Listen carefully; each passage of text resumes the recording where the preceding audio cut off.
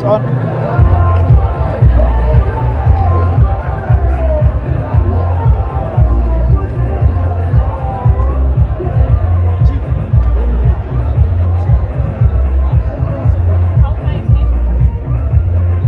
Monday to roundabout. The Vivo is fine. No, sorry, the bridge. Sorry, the bridge. No, it's the bridge. I've been hearing a lot of roundabouts, bridge, roundabouts. That's confusing. It's the bridge.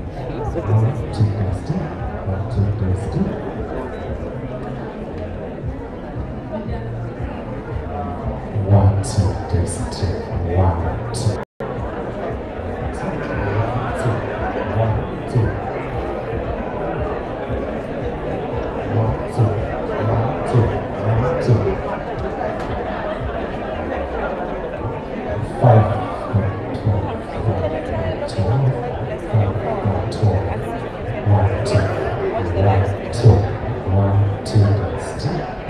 This thing, I don't think I should be holding.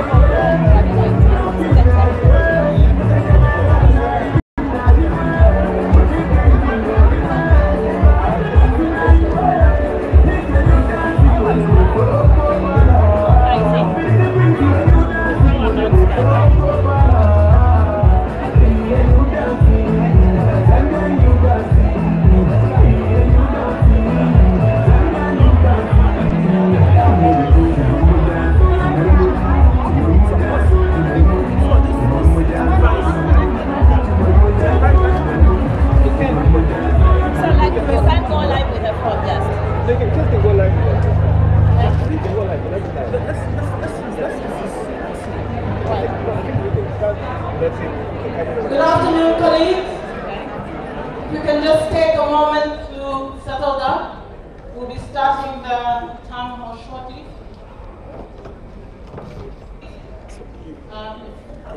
My colleagues on the floor would kindly assist to have our counterparts settled, please.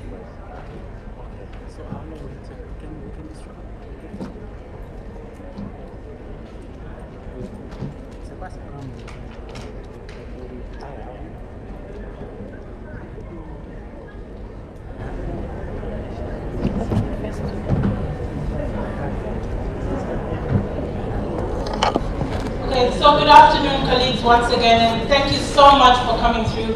It's really good to see each and every one of you here. The array of colors really works, so I think we're getting into the right zone of moving into ABSA. So really, really good to be here. I hope you're excited as I am to be here, and thank you to the management team for putting. I'd like to call upon Mr. Colin Chasha to come through and give us a prayer, opening prayer. Just come through and bless us with Colin. Let us pray, shall we?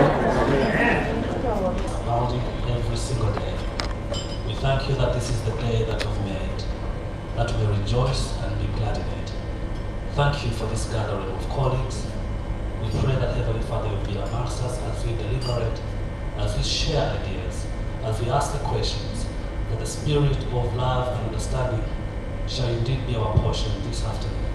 We commit every member of this organization to your hands, that Father, together we shall come up with solutions for this organization and take it to a level that is higher. We ask for your presence to be amongst us in Jesus' name. Amen. At the end of this event, many of us will be getting ready to head to the States as well. So, if you allow me, I always walk around, but I think this will limit my movements. Once again, I'd just like to recognize the presence of our manager, acknowledge the presence of our top leadership team that is here at CMC. I recognize each and every one of you here. I think this is an occasion for us as colleagues, whilst management has asked us to come together. I think this is also an opportunity to be able to also hear where exactly we're going as an organization. So this event is really about us. It's really about us, our one team. So as I get into the program, I just want to announce where our conveniences are. So the conveniences as you walk out will be on my left-hand side, left and right-hand side. On my left-hand side, they would be right behind the screen. And I be our fire marshal in case of anything. So he will be my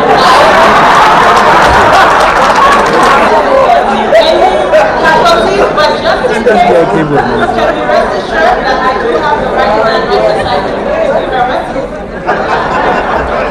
Okay. So, if I could open an important session, for those of us who need to take urgent calls, we kindly ask that you do walk out of the room. I think we all have that liberty to do that, but I think during the entirety of the session, please, if you could just kindly put your phones aside, give us her opening remarks. Thank you.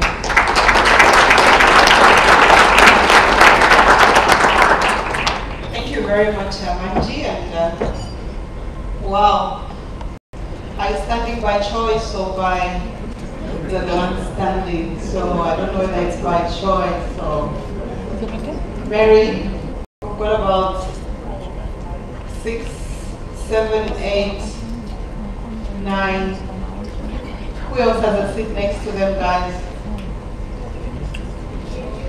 Thank you. Why don't you clap for their ladies as they walk in front? Yeah. What about those ladies there? You can also come in front. Okay. Maybe some of them are meant to be standing. A very warm welcome to each and every one of you. And I'm really excited that you're all here. We did say we're going to be streamlining everybody else. Are we doing that now? Yes. Yes, we are. So everyone is present in each and every branch. Yeah, Karen? Thank you, Karen. So yeah, as we speak, body, each and every one of the 850 staff is listening to the same message at the same time. It's the first time we're doing this, we're trying it. We really hope it works because it's important for us to communicate. So before we get into a lot of details, for me it was just to welcome you, to this first town hall. We've had a lot of town halls in your respective units, at Kafue House, at Elunda House, but today we just felt as management the spirit of togetherness was needed. Don't you guys think so? It was important for us to come here and each and every one of us come and talk about what's on our mind, come and talk about what, how we're running the business, but most importantly for us to really cascade the strategy. We have a strategy which was approved by the board last year, about November, December. Now that strategy has to now be cascaded to each and every one of you. So today we'll try and endeavor to do that. And then we'll talk about our key priorities, how our numbers are looking like, and we'll also talk about some of our people issues that you have raised, and we'll just be able to address how we're dealing with them. But together we can. I'm very confident about that. But let me start by first welcoming people who joined the bank. I can't remember when the last town hall was, Chimango, at Kafue House. It's about November. So let me just welcome those who joined the bank, say from June last year. Do we have people who joined from June last year to now? Any new guys in the team? So I think, did we welcome you guys already? Okay. What about from July last year? June, July last year? No? Okay. I think that's about the time we stopped hiring. August, September. So who joined from September to now? Any new guys? Maya, I don't think we've welcomed you. Have we welcomed you guys? No? Have we welcomed you guys? No? Okay, why don't you all stand up? I think we started hiring about that time. But why don't you all stand up and come in front and so we get to know who you are. Come in front, guys. Why don't you just walk?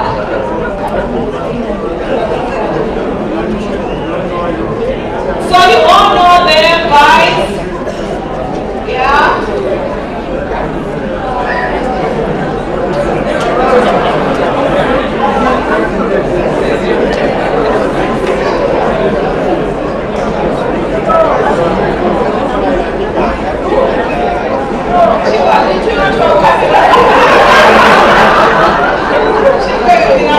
Very long.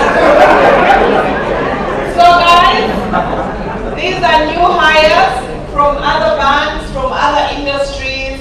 We are very happy to have you. You are welcome. And so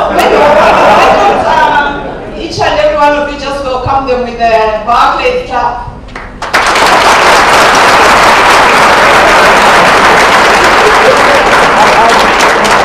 Thank you very much. We are glad to have you. We're expecting a lot. Good to have you. Thank you very much, guys. And this is over there. Yeah, so that's what it's all about. We continue to hire different people. Some of them I haven't met them myself. A number of them I've met them. A number of them are also getting married. You know, you get a new job, you get married. So, you know, I mean, a lot is happening. So yeah. So I think at this stage, guys, it was just for me to welcome you. I'm going to hand back right to Vanji, and then I'll come back a bit later. Vanji, over to you. Thank you so much, Mzinga. And once again, a warm welcome to our colleagues who were standing at the front. I'm sure between July and now, you're 100% ABSA. But are really coming during a period where we're changing the brand, we're transforming. And that also means there's a change in mindset. But most importantly, is how do we start to have that culture of celebrating success? Not just success when it's a big thing, but even the little milestones that we achieve, whether it's within our teams, whether it's the two of us who are working on something and we're able to pat each other on the back and say, well done to you, we made it through today. So I think that is the culture that we're trying to build, very important culture during the transformation period. And it's for this reason that I will be calling to the front our Director of People Function, Chimamanda Chikwana, just to come and give us an overview on the next part of changing the culture, particularly around recognition. Chimamanda, over to you.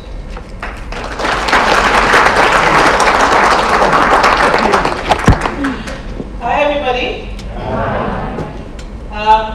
I'm still trying to grow into this title of Director PF.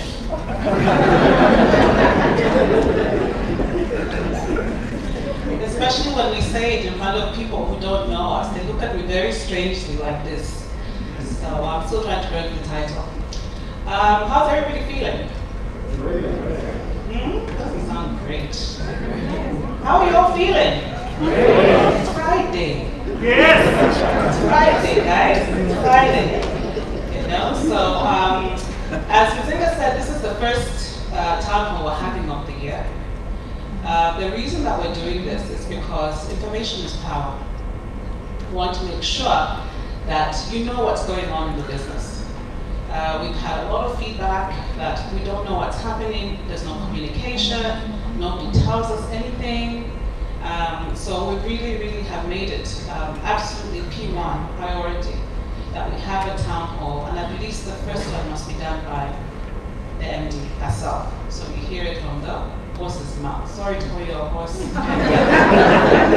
Management things, but the MD doesn't hear these messages. So it's important that we have these sessions so that the MD actually is here and we know that she's aware of what's happening, your concerns, your issues, and so on and so forth. In terms of culture change, one thing that we're really striving for is to become a high-performance organization. And that means that everything we do is different and better than our competition, increasingly competitive. You've seen even the telcos have become our competitors. And the telcos, one thing I can tell you about the telcos having worked there is that there are other, even ShopRite is becoming a competitor. There's Zona, there's all these people who are now competing, and of course, the Bayports, these ways of this world, are also our competitors. So what's going to distinguish us? If we continue performing the way we do, we're dead in the water. We have to change. And one thing that we're really not recognized in this organization, and what we're saying is that we've heard you. We've heard you, and we're going to go flat out to identify those people who are really going the extra mile, and we're going to celebrate them. When we introduced all of these initiatives, like the MD's Club, for example, the people who were celebrating were afraid. They're saying if our friends know that we are high performers, they won't be happy with us. Yeah? Am I lying? Yes. Am I lying? Yeah?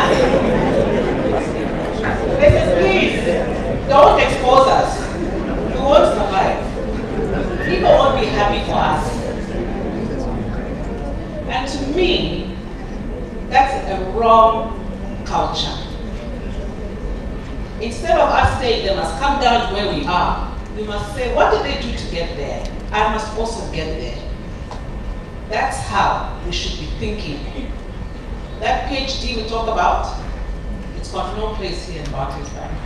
ABSA, part of the ABSA group. If we're going to stay alive, we have to change the way we think about performance and high performance. So we've introduced a number of initiatives. I'll talk about it just now. But before we proceed, I'd like to congratulate everybody and to thank everybody for the contribution that you've made. So I'd like everybody to please stand up.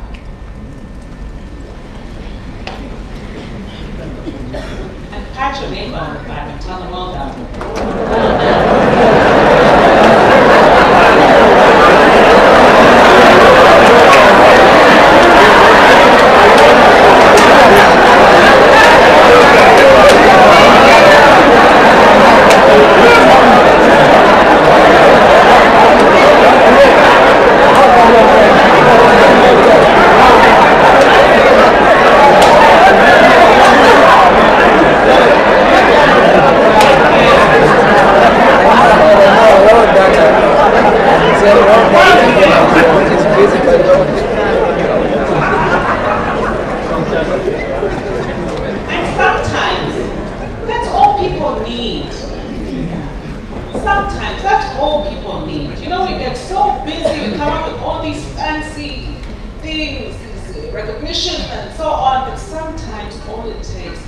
if it's not your subordinate, even if it's a peer, even if it's something in another department, if they've done something for you which you think is outstanding, tell them well done.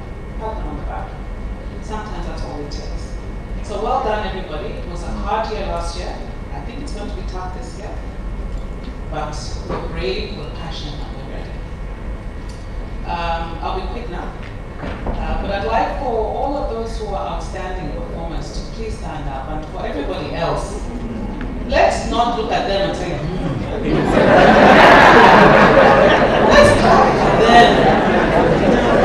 Those people who are outstanding, don't be afraid. Stand up. Stand up to see with those who are outstanding. Stand up.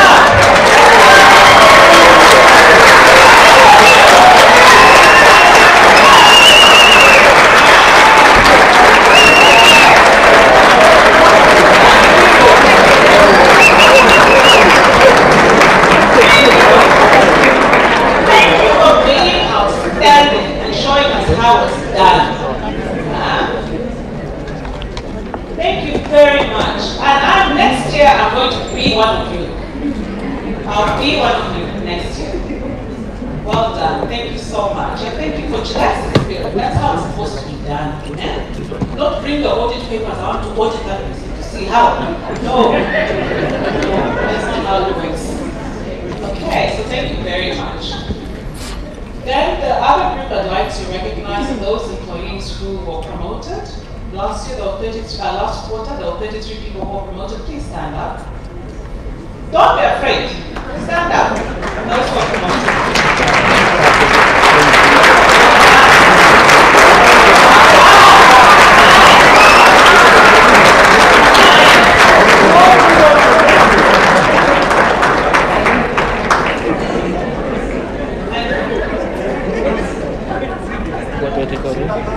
Oh, you're afraid. Stand up.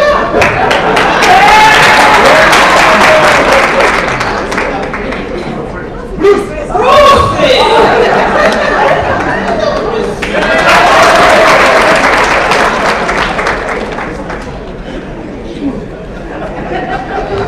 Thank you very much. So finally, we're now going to present the Shuja. I hear that's the correct pronunciation. When I was saying Shuja, Rispo, this is a Kenyan, it's a Swahili word. Rispo is like, it's not Shuja. Only Mzungu say Shuja. So I hope you know what, no offense meant, but it's Shuja. And Shuja means brave. It's a Swahili for brave. It's a recognition program. Okay, it's alright. You make mistakes, mistakes are allowed. It's okay. It was launched in 2018 August across the African countries. And it recognizes colleagues who are brave enough to speak, passionate enough to bring their best selves to work every day, and ready to contribute to building a truly African bank that puts our customers at the center of everything we do. There were 42 nominations from different functions. They were reviewed by a cross-functional panel, the Shuja Steer Code, the amongst us here, and 16 winners per category were selected. So I'd like for the CMC to please stand here in the front so that we can award them the certificates to those individuals who were selected. And the CMC to come please to the front. Don't be afraid.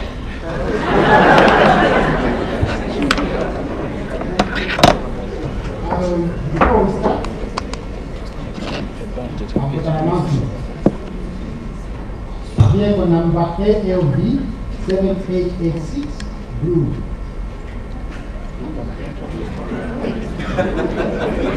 Color blue.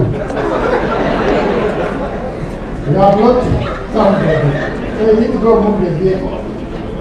And another number plate ALL 3585.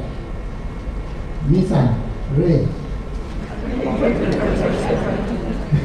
Color red.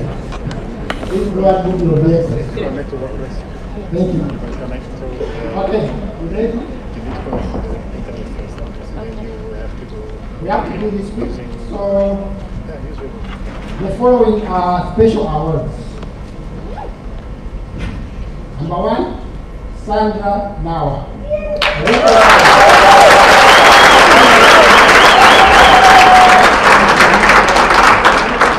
a role she played in the capturing of fraudsters who were carrying out fraudulent transactions on post terminals.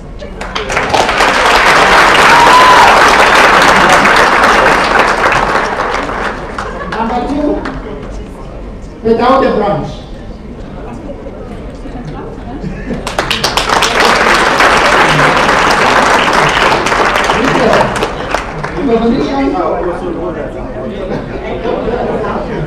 Because for the best performing branch financially and making quarter 1 of 2018, not making profit making.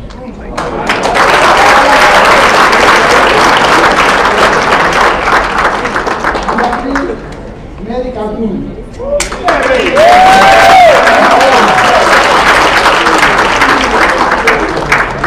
Coordinated the staff volunteer program and over 550 community volunteers for community work. We care.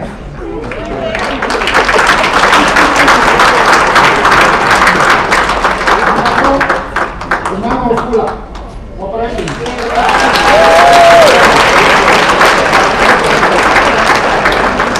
We managed to clear off all long outstanding concession items on all government facilities. We allow from other partners. You still have office.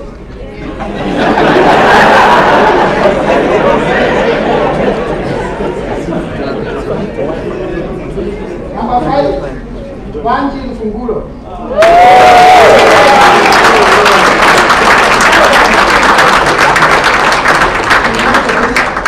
She led the benefits of the bank on campaigns, Tap, Barclays Cup, Superfund.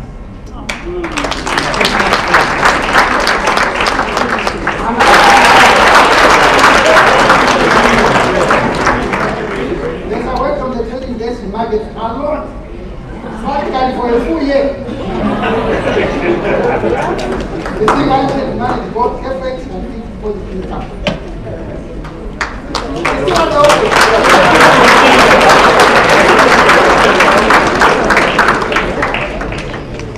We go to the retail side. Giant Kapakala.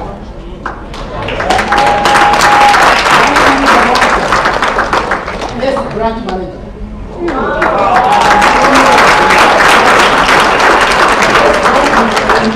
In terms of sales, a weighted average of 99%, exceeded average volume by 156%, exceeded credit cards 147%, achieved 21% of asset target.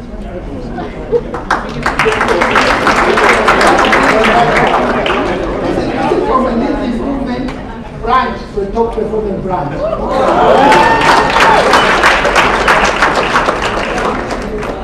Number 9, for best personal backer, Remy Kwande Kafula.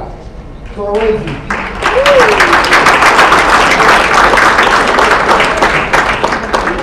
Best personal banker achieved the weighted average of 1.2%.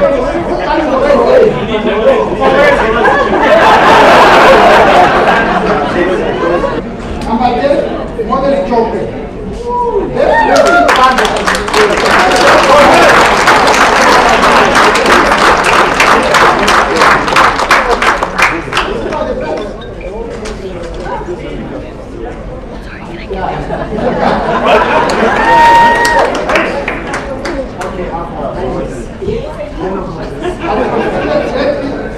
The branch sales assets 158%, credit cards 70%, insurance and others 146%. Number 11, Wapakura Madoido.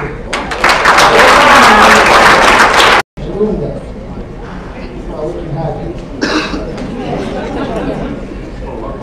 Number 12,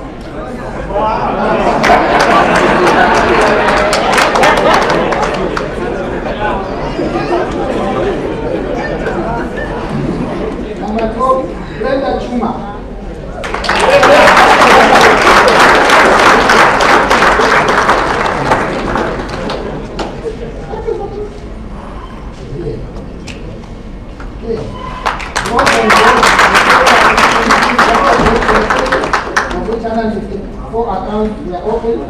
28 insurance policies, or we have also obtained Kulungu Harbour, whom we are providing free money.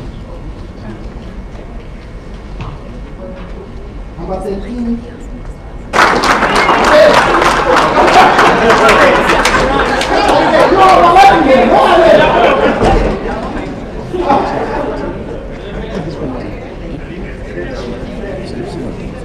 Okay, number 14.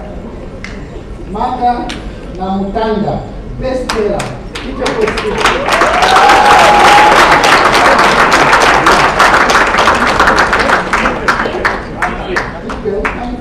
Who's coming for keeper? I hope that you're breaking it and they're jumping up there.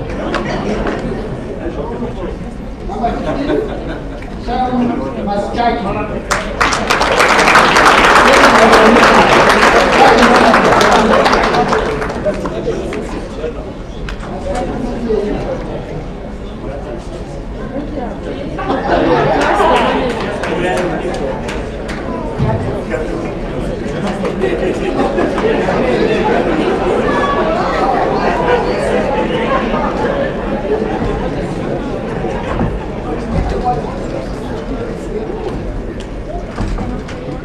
That's all we had from the Silver Awards.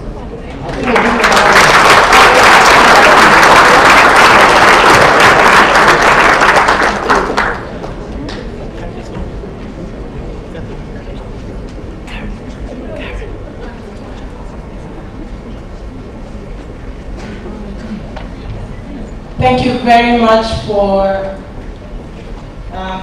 the award presentation, and to all the recipients of the certificates. I think this is a time of reckoning, and a big congratulations to each and every one of you.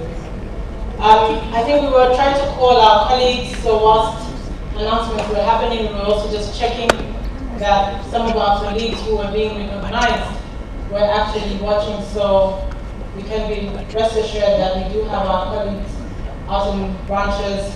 Much as they're busy trying to engage, they are also part of this town hall. So this is really about all of us coming together to be a united team this afternoon. I would now like to call upon Nzinga again, just to give her presentation for the day. Thank you.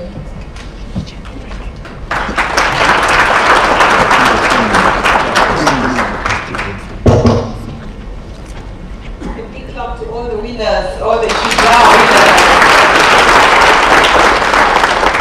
I think what Chimango didn't say is the next stage. Chimango, maybe when you come, you can elaborate further. They go to somewhere else, South Africa or something, until we have one Shuja winner for the whole continent. So this is a continental award. It's not just for Zambia. So we are giving all the submissions to group, and then group is going to screen the names and exactly what everybody has done. There's a lot of detail that is going on to recognizing these guys who came in front, and it's ongoing, so we'll continue recognizing everyone. So let me just go straight into the strategy. It's going to be a little bit long, maybe a good 20 minutes, but I think it's important for you and for me and for those of us on the phone to just get to understand where we are. This is where we ended the year last year, guys. I must say, when we started the year, we still had our ambition, which we still have, of being the #1 bank. And that's always been an ambition. And I must say, you guys worked really, really hard. And before I articulate further what happened there, let me just focus on the top line. If you look at the top line, we grew year on year by 16%. In fact, when you look at the variance where we started, the first line there, 1.23, that was our full year results. And Mozala is going to help me here with some of the tough questions that you have later on our numbers. But we had our STP of 1.2, that's 1.2 billion, and we just about met our STP. And there's a lot of work that went into that result. And I really need each and every one of you on the phone and in the room to celebrate the result that we actually grew the business by 16%. And please, why don't you give yourselves a thank you clap.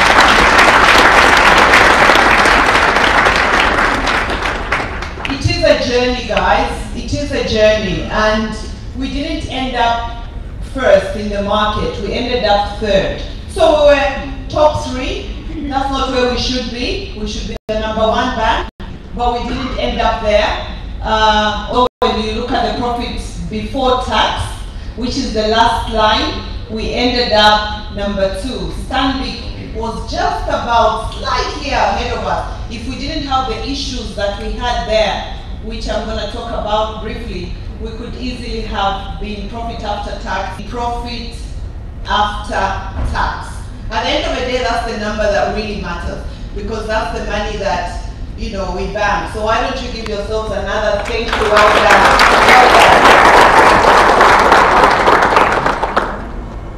In terms of impairments, last year was quite tough. We had a number of impairments that came through, you know, towards the end of the year. So a lot of things happened in Q4. One as we had a very good, so the year is not over until it's over. That's what really happened last year. And in Q3 and in Q4, we saw ourselves having a number of huge impairments. So in Q4 in particular, the IFRS 9 kicked in. Okay, so the risk guys will explain, you know, last year it was the first time we introduced IFRS 9. And there were a number of huge impairments, which, you know, ourselves and the rest of the market, which is why we ended up #2 despite those impairments. That just shows you that we're not the only bank that took huge impairments. A number of other banks took huge impairments. And really this was an IFRS 9 story. But when you look at the costs, the red there means our costs were actually not great last year. What was the underlying costs in the last quarter which contributed to this result? And another result, as we are going through this change, through this ABSA change, we expect this to continue for this year in terms of unforeseen costs. Well, foreseen because we know what they are, but we'll talk about that a bit more last year. It was a strong revenue growth. We had issues on the when we come to Q&A, and we'll be more than happy to clarify it. If I just move on to my next slide, for the 5 key priorities, we say, and the people and the culture are going to be extremely to do this job. And then I think Dennis is one of those who got promoted and stood up. How did we perform?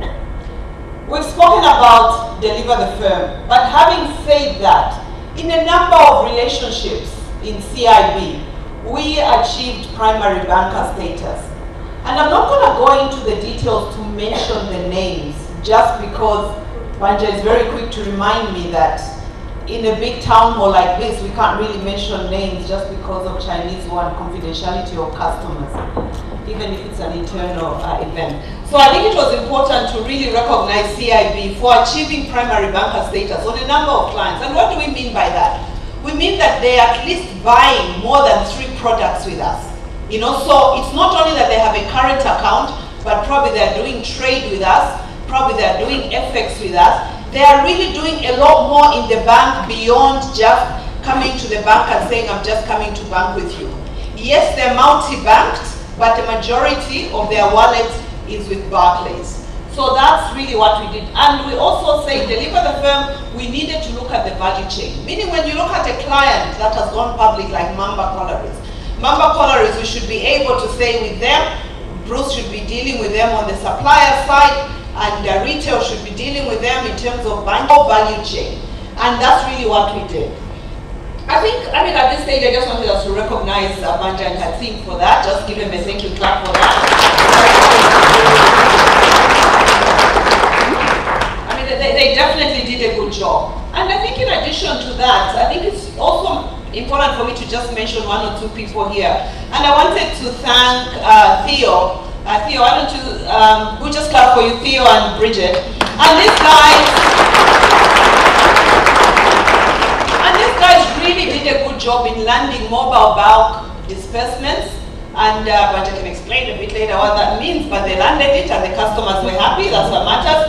They also landed deposits and BI enhancements.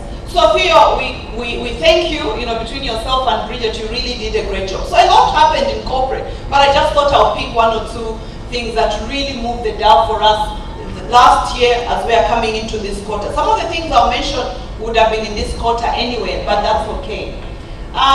We delivered on FISIP. I mean, FISIP was great. Patrick, where are you? Patrick and Remy and Naomi, where are you guys? Just wave the hand at me. You guys did such a great job. Patrick, where are you, Patrick and Remy, I don't know whether they're in the house, but please do congratulate them, because when you really look at that result, they really delivered for us on FISIP. And we delivered about 89,000 clients compared to probably about the 70 the previous year. Again, if I look at what we did, we implemented some FX settlement lines again on the FX side. Here, I just wanted to thank Colin and your team. Is it Mike? Mike, you really supported us, and Kingswell, are you in the room? We just wave. Sometimes we're always celebrating the front office guy, but these guys who supported us, we wouldn't have those lines, Mike, if it wasn't for your support. So these are just some of the achievements that when we talk about Deliver the Firm that we did. But in terms of digital, if you remember last year we spoke about same-day value. It was important for our clients, especially in corporate, for us to have had same-day value and Hashmark. We were able to achieve that. And again, it's your IT guys, Chris, James, Adi, and your teams, just wave and say thank you to them guys. They have delivered a lot there.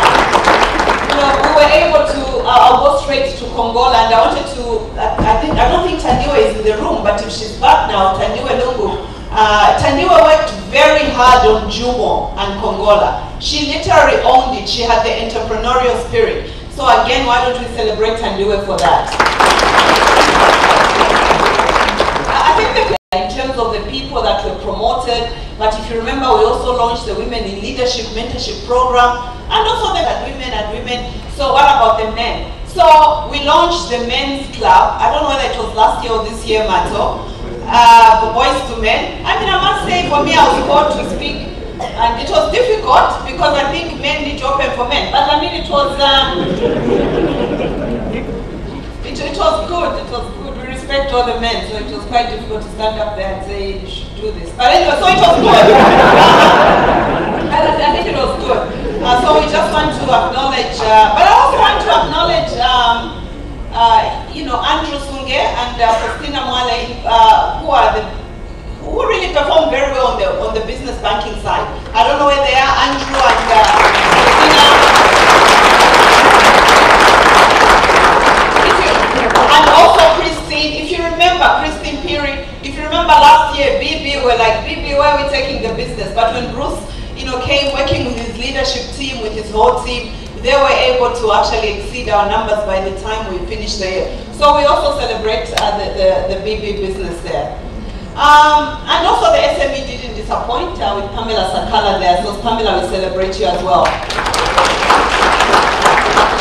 So I think with data analytics last year, where this really worked is for the branches, they were able to now see their numbers. They had proper dashboard. So when we were doing our end of year PD reviews, it was quite easy because for the branches, you just knew exactly how much money you made, and everything that Dennis and the team did, it was actually very clear. So that data and analytics worked very well. So Dennis, we celebrate you for helping us run the business. But then governance and control, very important, guys. We can celebrate all the numbers, but if we lose that money in governance and control, then we have a problem. As we were ending the year, we had some issues with a few clients. Again, I'm trying not to mention names just in case somebody's recording me and it goes straight to the client. But we had issues with one or two clients, and we didn't really end well. So I think for me, although we achieved a green management control environment, we only managed to achieve an AMA. Because otherwise you make the money and you lose it. So let's aim to do everything right the first time. And really that's my appeal. So that was last year. So I must say, just to recap, these were the 5 priorities that we were working through last year. And I'm going to articulate how the next priorities for this year look like. And so far, when you look at Q1, let's just look at some of the issues we have already had in Q1 and what we are doing to resolve, and in terms of what some of the performance results are. But let me just remind you of our strategy. If you remember very well, guys, we had the A games. Each and every one of us, including you guys on the phone, streamline thing, we had the A games. And it was about bringing your possibilities to life. How do we bring your possibilities to life, you as individuals? And we always talk about how things are tough in Africa, things are tough in Zambia, things are tough in our homes, things are tough in our workplaces. But despite that, how do we have the Africanacity spirit of saying, despite things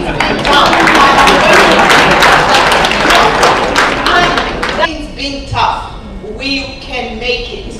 Despite things being tough, we can still be the #1 bank. Yes, last year we ended #3 top line and #2 top line, bottom line, but this is our year, and I can tell you our board chair is very confident that customers' possibilities to life. Even when, don't worry, let me see how I can help you. That I was sharing with my CMC, it's my card, but I needed to use the card at a point where she just said, I'm not going to knock off today until we sort out those 20 hours. She had, despite the issues that we are having. But really it was about our growth strategy. The story and our strategy is about growth. And we go straight into our business from 14% market share to 19. It's about growth in revenue. That's what our growth story is like. So it's important, whatever we do, we are digitally led, sector focused, and people centric. So people at the heart of everything that we do.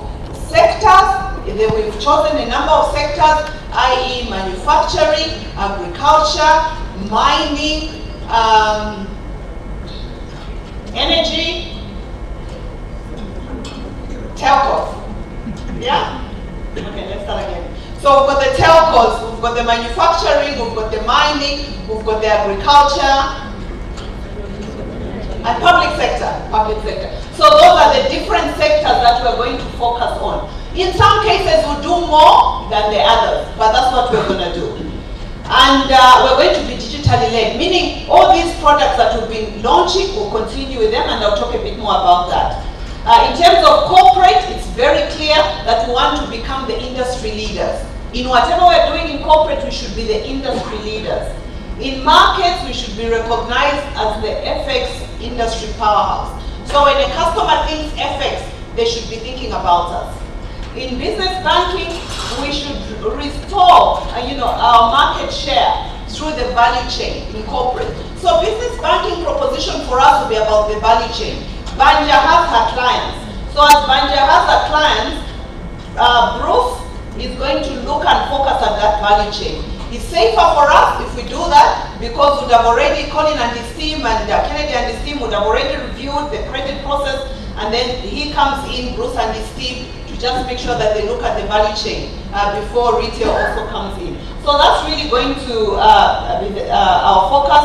And in terms of retail banking, we're going to grow our affluent sector and be digitally led. So it does not mean that the other sectors are not important. It just means there will be a lot more focus on affluent and digitally led. If I just move on quickly, in terms of our 2019 performance highlights. So, you know where we ended up in 2018. We said we ended up at 1.23 billion, but in 2019, our STP is 1.4 billion. Meaning we're saying we will grow this business by 14%. Last year we grew by 16%, but because of the economic headwinds that we have, we will grow by 14%. I am very confident that we'll manage to do this. Are you not confident, guys? Yeah. Okay, let me ask again, and I'm watching each and every one of you. Are you not confident, guys? Yeah. Yeah. Okay, so in terms of the headline earnings, I mean, those are going to be tough ones, but we still can do that because we have to grow 38%, and that's really, a subject of us maintaining, growing our managing our costs properly, and will be tough. This year will be one of the toughest years that we have to deal with. But guess what? This is not for the faint-hearted. When we have good people like you, I am not worried. Because I know each and every, make sure that each and every one of you is bringing their whole self to the party. Whether you are in operation, you're really doing your best there, you would actually be able to do that. And please allow me to recognize, our colleagues who have really been supporting us in operations. Because, when we look at the numbers, we're not just talking about front office and the revenues. But it's also important to note some of the good things that we're already seeing. If we go to the next slide. If you look at 2019, those there, on the far end are our priorities. Last year we had the other priorities. This year we have these priorities. They are very similar in some cases. So what are we going to do? We are going to make sure that we grow our revenue and market share. We are going to make sure that digital and automation becomes important. People and culture, customer obsession, risk and control, in addition to all this, separation. So our strategy for this year, our priorities are 5+1. So 5+1, because in the middle of everything we're doing, we have to achieve separation. And I'll have a separate session there on separation just now, where Mato and James Dawi are just going to speak very briefly on separation. So I'm not going into that detail. But these are our priorities. And everything that encompasses that is actually the separation. So I'm going to go through a bit of detail on each of those in terms of where we are, Q1, because we've already done our Q1, and really where we are going. I think the first thing that I want to recognize there is sometimes when we talk about performance, we just stick to our front office staff. But I think it's also important for us to recognize the guys who are doing the operation. So if you look at this year already, where we are, we've had Mutinta already save us 8.8 million kwacha by renegotiating contracts with suppliers already for Q1. Why don't we do that?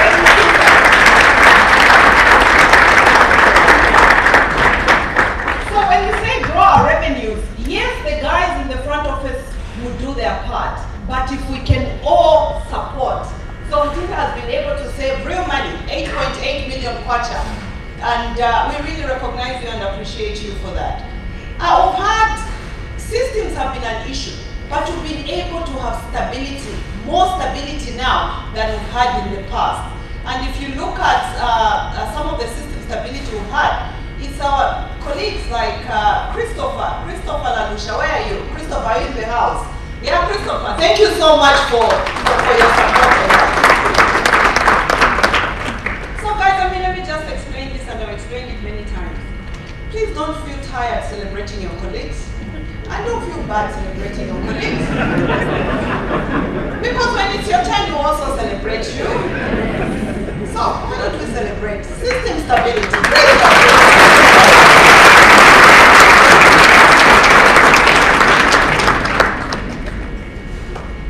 And then, we have our uptime, ATM uptime. ATM uptime has gone up to 93%. If you remember, there was a time when our ATMs were consistently down. Do you remember that, guys? Even now, they're still happening. We're not at 100%, but it is better. And we just ordered new ATMs. I think there are about 20 of them, so that we can replace the old ones with the new ones, and the uptime can increase. I really want us to celebrate Mwaka and your team, Mwaka Monga, for that.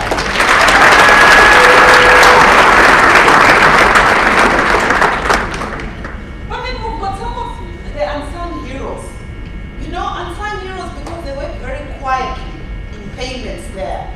And with this young lady, Alice. Alice, where are you?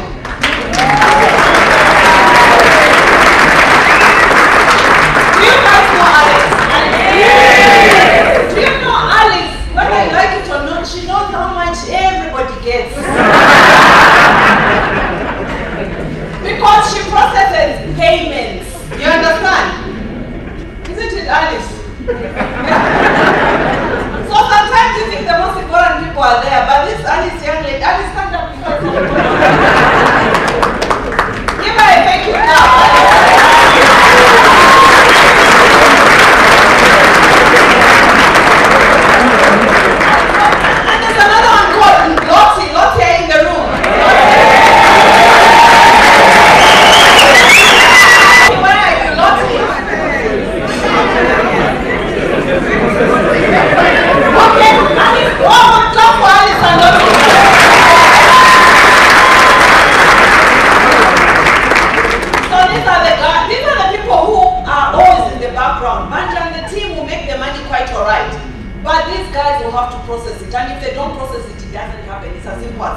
Yeah? So we really want to celebrate you, Alice, and the team for that. As we start the year, we've had a lot of successes. Thank you so much, Hatton, and your team for that. But then we've also had people like, you know, who read all the documents and... So let me take time now to just update you on some of the key issues and initiatives. I think firstly, head office. So we are moving our head office. We've got all the approvals and we have started moving our head office. So it wasn't easy to get the approvals because it's a lot of money. It's about 20 or 25? $25 million. That's how much the head office will cost. $25 million. It's not small money. So for us, much for your support. So guys, just bear with us another 12 to 18 months and we'll have a new head office. I know, especially the guys in Kafue House, you know, we hear you and we are working on that. I think the next thing I just want to talk about, and I'll take those priorities as read, guys, is the issue of how we are rolling out our digital agenda. We are now rolling out the digital agenda right across. Just now, you know, we have really continued to launch a number of products, but as we are doing that, there are certain branches that we are repositioning. So I can't say branch closure, because the board tells me don't call them branch closure because it's repositioning. Yes, you are closing, but what you are doing is that you are replacing what you have with the ATM digital. So that's what we are doing. So far, we have closed 6 branches. So we have closed 6 branches, and the reason why we have repositioned 6 branches is that we are replacing them with a digital agenda. The bank, as we go forward in terms of the banking sector, brick and mortar is very important, but even the central bank is pushing. It's not all about brick and mortar, but it's also about the digital agenda. If you can show and demonstrate that where you remove the branch, you are going to be more effective and more efficient by promoting mobile banking, you know, bank to wallet, which is something that we've already launched this year, and we are going to do better by making sure you put better ATMs there, then the board approved that it's okay for us to reposition those.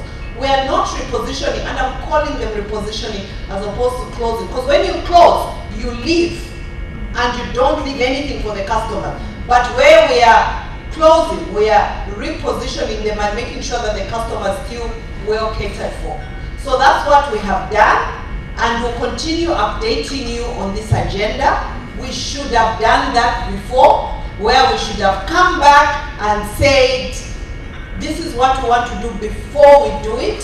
But what we tend to do is, the process that goes behind branch closures is very rigorous.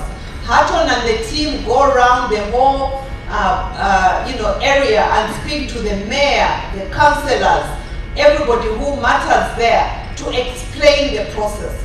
So we can't announce before that. And then you give the customers notice. While you give the customers notice, the people in the branch would understand because we would have spoken to them. But even before you close, you can't announce until the last day. What we need to do going forward is, on the last day, we should announce to say, now we are closing the branch. We haven't done that. Going forward, we shall do that. And it's not something we just wake up and management and say we are doing.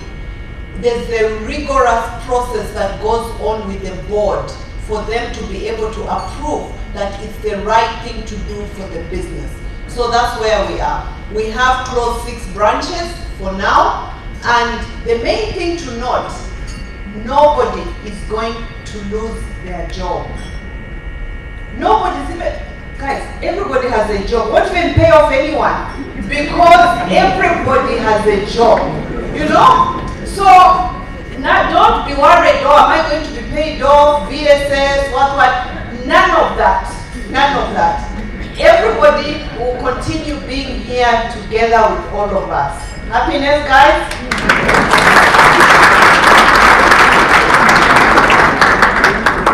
So when we close or reposition the branch, we just reposition where you are so that you continue having a job. We'll continue continue having our staff. We will not try and focus and say, no, pay some people VSS. Why should you pay them VSS when they need the job? You understand? Because everybody needs the job. So we are not paying anybody. Yeah? Sorry. I'm still on the last slide. On that slide. I'm still on my previous slide. Thank you.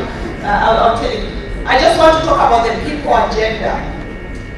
The people agenda has been, it's been one of the most challenging issues that we have as a bank, which is why we thought we needed to have this town hall.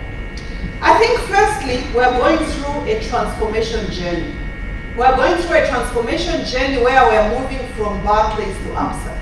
This journey brings a lot of anxiety across all of us, including myself. It brings anxiety.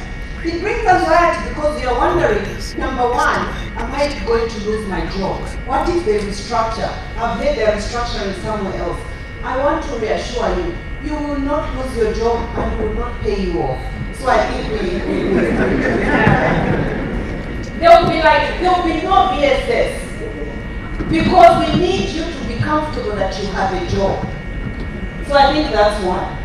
I think secondly, just moving on very quickly, the issue of maybe about during March or February, one of our colleagues, a few of our colleagues actually, you know, they were, the wife was delivering and they go to hospital and they were turned back.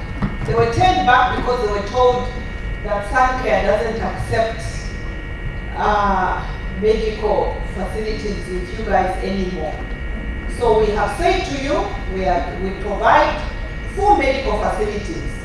We say to you, we have the best medical facilities in the country. Because where I go is where you go. Everybody, there's no segregation that no union, everybody goes to the same hospital. But on that particular period, when they went to the hospital, and I won't mention names because of confidentiality, they were told that, no, your wife cannot deliver here because Suncare doesn't provide medical services with you. And the reason why they say that is Suncare had delayed paying the hospital. We paid Suncare, but they delayed paying the hospital. That doesn't matter what Suncare did. What matters is for the member of staff, it was Barclays. You understand, guys? For the member of staff, it was CMC. For the member of staff, it was Mizinga Melu. How do you do? And incidences like that are not just incidents. Like, you know, no. You like lighten it. It's not light. Your wife is delivering and they're turned back home. The message came to my desk, and I just want to speak to the member. It was unfortunate that that happened, and we immediately said to Suncare that your days are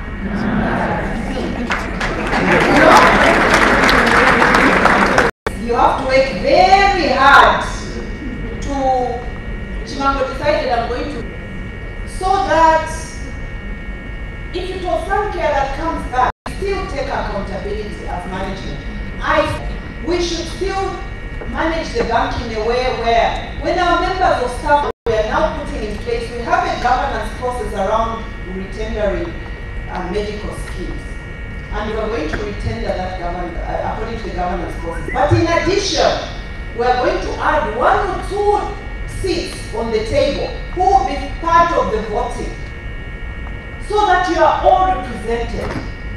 So, the 2 seats we're adding on the table, the first one is the union seat. Come from there. And the next seat, I think it's the MSA. The MSA, they will also have a seat. Yeah? I know the MSA, they don't celebrate themselves as much as the union, but anyway. So we're going to have 2 seats. And what that means is, when we're now going to retender, you will all be represented.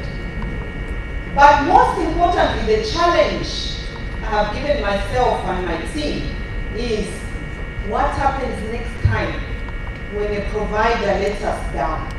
You understand? What happens next time? We are working on that so that we have some kind of guarantee that that should not happen. I just thought I should spend time on that because it's a very important discussion, and it's very important for you to note that we have taken note and we hear what happened, and we'll endeavor to make sure that doesn't happen again. Shall I move on, guys? Yes. Shall I move on, guys? Yes. Okay. So that's the people and culture. As we go to the people and culture, who have situations like the medical, many of these situations. And this is a time when we need to all come together as a team. We need all to come together as one. It's going to be very difficult. But when situations like this happen, guys, let's talk to each other.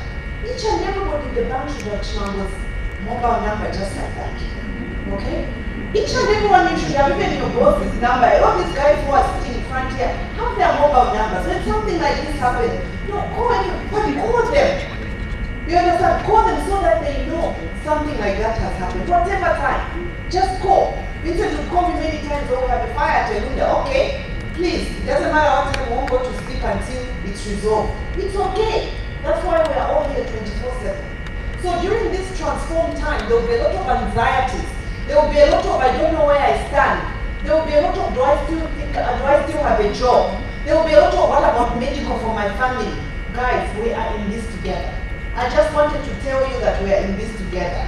So please just be rest assured that there will be a lot happening during this time.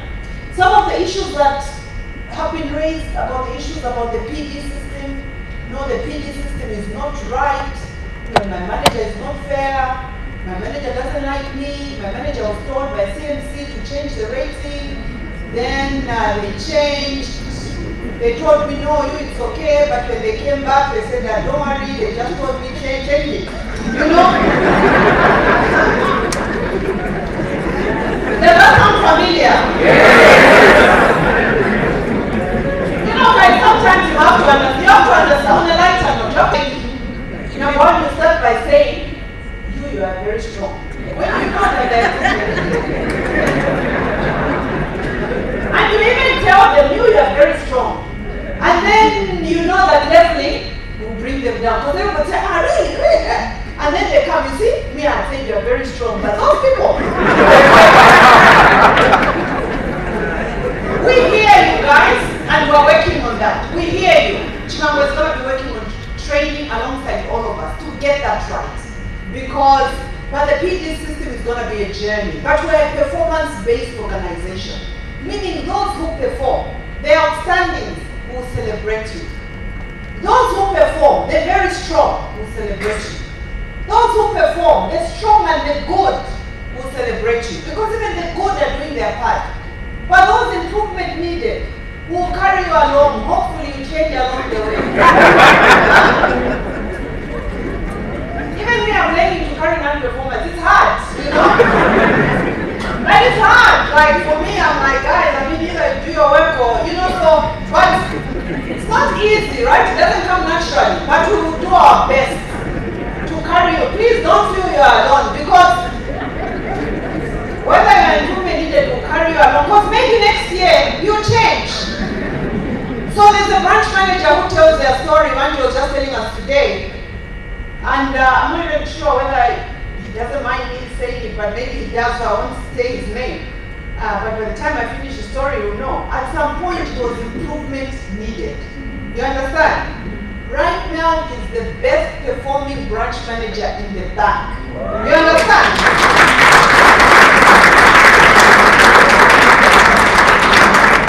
So, it doesn't mean when you are non-performance, that's it. That's why even when you're non-performance, we still don't give you PSS. Because we know that we need you. So I think I now, sorry, just 1 minute. A customer obsession remains very important, guys. Whatever we do at the center of it is about the customer and the risk and control. I can't overemphasize how important risk and control is. I'm just going to move on because I think I'm taking too long. Just move on. I just want you to just look at this. I'll focus more on the internal. Externally, going to be tough. We've spoken about that. But internally, the separation. We have commenced our journey. And I want Macho to come and talk about that just now. Staff engagement and retention will be number one. Everything we're doing, it's about how do we make sure you guys are retained. When it's not working, please tell us, one or the other, so that we know. Like I was told, medical, we have issues. We're looking at it. I was told, no, they're in this club, but you're not carrying along. Those who are not performing are here with the one in the club. But we'll still like find a way of making sure they're also, you know. So staff engagement is going to be important. Maybe the other final thing I want to talk about before I stop is on the survey. Last year we did the engagement survey. Our results were okay, but they should have been better. That's why we've heard the issue that we don't communicate as much. Let's communicate more. And what I'm saying is that we'll have these town halls maybe 3 times a year, so that at least we can sit here and communicate more to every line manager, so that they can also be empowered to communicate to each and everybody. So I'll do my part and communicate, especially to the top 100, and I'll make sure that they also go and do their part. Where it's not working, and we'll have different ways of doing it. Because sometimes people say you send us too many emails, you know, especially James Dow, like on Friday, you know, like very long ones, you know, so you say no. Simplify. So we hear all that, we've heard all that. We'll continue sending long ones because some people love reading, but we'll still find a way of making sure that even those who have no time to read, we have a way of resolving them. If we move on, and then I'll be done just now. Please just move on. Values. This is my last slide, don't worry. I just thought I should bring slides so that maybe, you know, it's important for us to remember, especially our key priorities. But these are our values. They're very similar, very similar to our key priorities. It's about results. These are our group results, our group values. It's about being obsessed with the customer. It's about our people, our strength, and it's about the African heartbeat. We will be going around rolling out these values. So don't worry too much about no, but we didn't understand them. They are quite simple to understand, and it's about the customer at the center of everything that we are doing. If we just go back to the key priority slide, just to recap that one, these are our slides. It's this plus, which much writing there. Just worry about what's in those nice after colors. It's about growing our revenue and market share, being digitally led, people and culture, or being obsessed with the customer, risk and control. How did we come up with these key priorities plus separation? We got the top 100 towards the end of last year. And after a lot of debate, they came up with this. They came up and said, this is what we should be focusing on. And that's why we have them. So what have we been able to do? You can just leave that slide there. We have been able to celebrate people who've done well. Thank you so much, those of you who will continue to celebrate. I know, Boston is looking at me, what about people in my team? Okay, the only person in this team is Moke. Moke, where are you?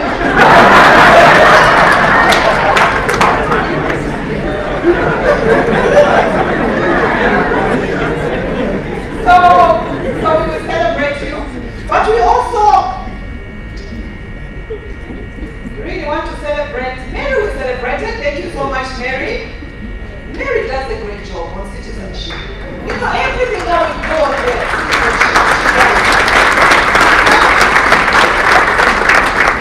and she does it, like very quietly but very effectively.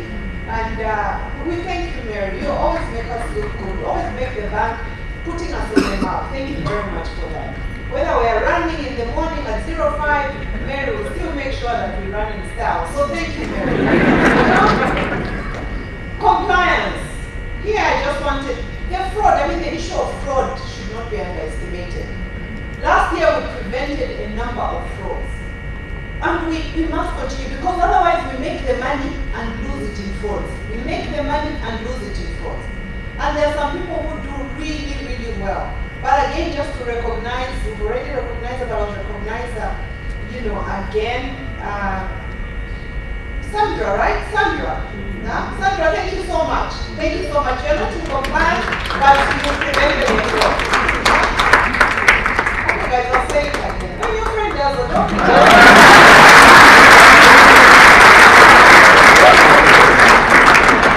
some of you, after all, already clapped for her. She prevented the thoughts. And then I wanted to also recognize Sui Lanji Kasese. Sui, where are you? Now, Sui, I wanted Sui and Kennedy to come in front because Sui is, you know, when you see Sui around your area, you even start wondering, what have I done? Even Sui, where are you? We celebrate you. Sui, he's not here, he's processing. And Kennedy.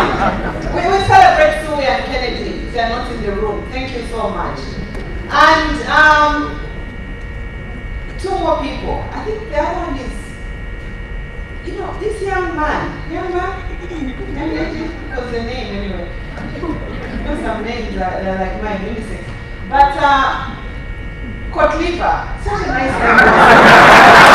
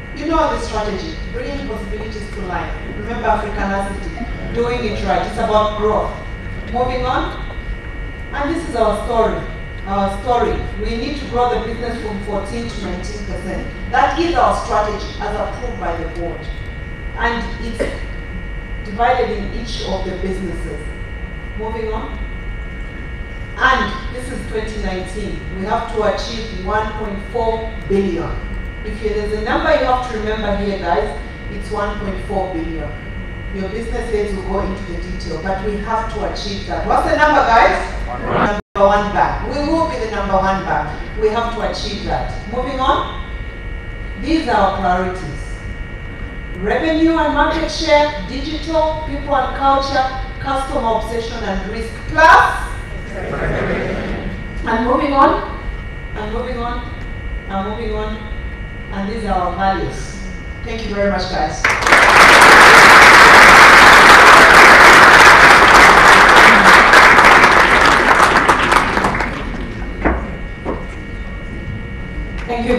Bizinga for that elaborate presentation. I think all of us are now fully aligned with the strategy. The big takeout is how do each and every one of us own the strategy. I think it's not a management document, but it really is a document that each and every one of us should live and breathe as we leave today. Before Mato and James Dowie come onto the stage to talk about separation, I'd just like to make a quick announcement. If you are the owner of a vehicle registered ABD 7038 and ACZ 6330, we kindly request that you remove your vehicles. We're currently blocking some people who would like to pull out. So I'd now like to call upon Mato to talk about the brand journey, and James Dowie will also come in. Thank you. Thank you very much, and good evening. Almost Yes, good evening. almost. And especially for those of you watching online, good evening to you as well, from all over the country. I think, let me just start from very quickly, start from what is kept mentioning, the word Africanacity. That is a very important word because that is the foundation of our brand journey and where we're going to. Africanacity is exactly what Bizinga talked about, that we Africans are vibrant, we Africans are alive, we Africans are loud in a nice way. People like Hatton and Bruce, you know. But that is what Africans are all about. The fact that we've got also many challenges in our communities, in our societies, the villages, in the compounds. But you know, when you go to those places, you go to villages, you go to compounds, my goodness, people are alive there. There's a different life there. Despite all the challenges, despite all the obstacles, despite whatever setbacks we may have, Africans always find a way to make things happen. Africans always look for ways to survive and move forward. Africans just want to make things happen no matter. ABSA. And that's what it talks about, bringing possibilities to life. Because that's what Africans do. What seems impossible is made possible here in Africa. And when we take that learning and that foundation into our new brand, then you understand the exciting journey that's ahead of us. Look at the colors we talk about, the vibrant colors. I'm starting from here, looking at you guys. It's a fantastic view, by the way. And thank you very much for each of you being a moving billboard. Because that's what it is. Because at the end of the day, talking about the brand is not a tangible thing. The brand you can't touch and say this is ABSA or this is Barclays.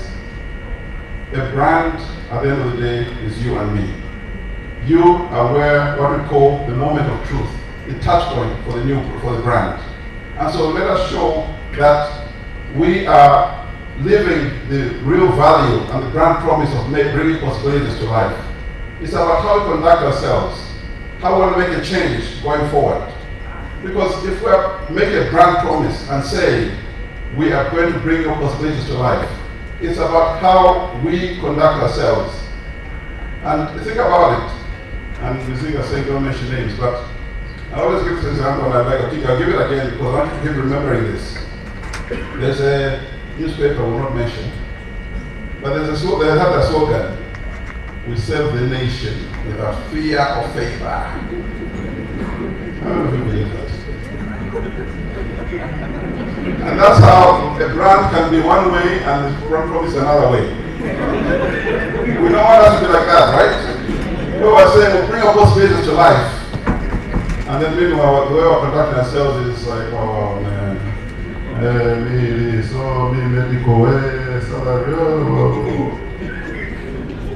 when the customer comes in front of you, they should feel, yeah, this is touch point. This person will bring my possibility to life. What do the customer say? That's not what you want. So when we talk about the change journey that we're on, it's about understanding that there are three pillars of this change journey. There's one that is the technology, and James will talk a bit more about that boring stuff about TDBXS, core banking, lift and drop, and card platforming, and Typhoon, and Cola, yeah. But those are important things because that's the foundation of our platforms, to change the way that our systems are stable and reliable to be able to perform the job properly and provide the service. But that's one aspect of the change, and I won't go into that. The second aspect, which is very important, is the culture change. Again, I didn't talk about that quite a bit, so I won't go into much more detail about that. But culture change is about us changing the way that we conduct ourselves. And this is very important in particular because when I talk about a brand being people, this is about you and me. And for those of us who are in marketing and those who may be interested in marketing, this is actually a very interesting case study because you actually see these brand personalities coming to the front and to the fore, and we're actually changing this brand personality from Barclays. You know, Barclays being very British, very royal looking, you know, very polite, quiet, and very, you know, elitist, and everything. Nothing wrong with that. That's what the personality of the brand is. To Absa, which is red and vibrant and loud, representing who? Exactly. But you're not loud anyway. So that is what it's all about. The culture change is very important. That we cannot conduct ourselves in a particular way and say we're bringing possibilities to life. We need to show it in the way we speak, in the way that we interact with customers. And it's all about saying that at the end of the day, Absa brand is you and me. Then the last pillar is always the most visible change you're going to see, which is the brand itself. And the brand is going to change, and we've taken you through all that. But just to let you know that the timeline we're working towards now is hopefully by the end of this year, maybe October, at least November, subject to regulatory approval, we'll begin to see the branches changing into the Absa colors. That's to get permission. But bear in mind that legal day one, okay, this is the very important phrase, legal day one for Absa operating in Zambia, we're looking somewhere around February 10th, if I'm not mistaken, 2020, which is next year. But I want to start what we're calling front loading and begin to change some of these elements, the ATMs and the branches begin to go into Absa, because then we're beginning to really show the country that we are moving forward and we are taking this brand into the future. But this is important for us to understand that then the communication that will follow that is very important to ensure that customers don't get confused, that customers are carried along, not just customers by the way, all stakeholders are carried along. It is important that in this change journey, each one of us, and I call it moving billboards, but you're also the spokesman for the brand, for the new brand. It's important that each one of us understand what's going on. Each one of us is alive and tuned in to what is happening.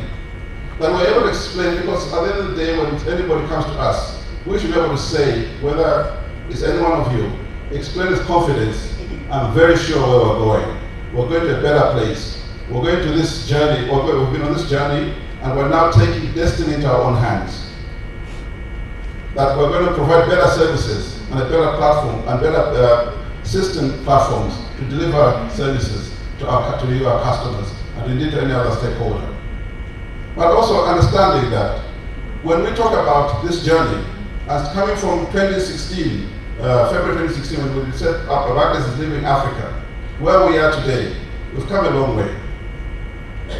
But understand that Barclays is not leaving Africa, as they wrongly mentioned.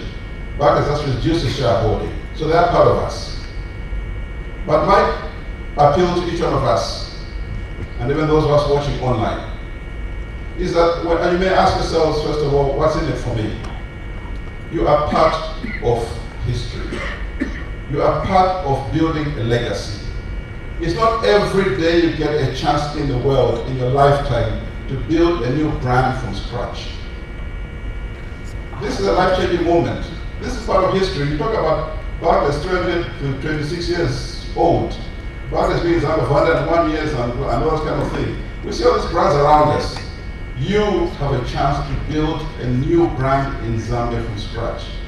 That is a momentous occasion. That is life-changing. That's a legacy. If you're going to have grandchildren from years from now, I was there. I started this journey. This Absa big bank you're seeing today, I started it. But also, when you think about what's in it for you. Look at it from the perspective for those of you who are younger, building your careers. That at some point in your career, wherever it may be, change is always happening. And that's why it's important for you to understand what's going on right now, because you can put in your CV, I was a change champion. I was part of the change that happened at APSA. So wherever you are in your career many years from now, put your hand up and say, when they say you want to implement change in this organization, say, hey, I know what change is all about. I did that at APSA. That's added to your CV. And that's why it's important you understand what's going on. So when they tell you, okay, we're appointing you as a change manager, change director, then you just stop trying to figure out what happened with APSA. Figure it out now. This guy is what teachers saying, ask me about change. Ask. All of us are available to you guys. Ask us all these things that are going on in this change journey, because we're here for you. The last thing I just want to say very quickly is this slide.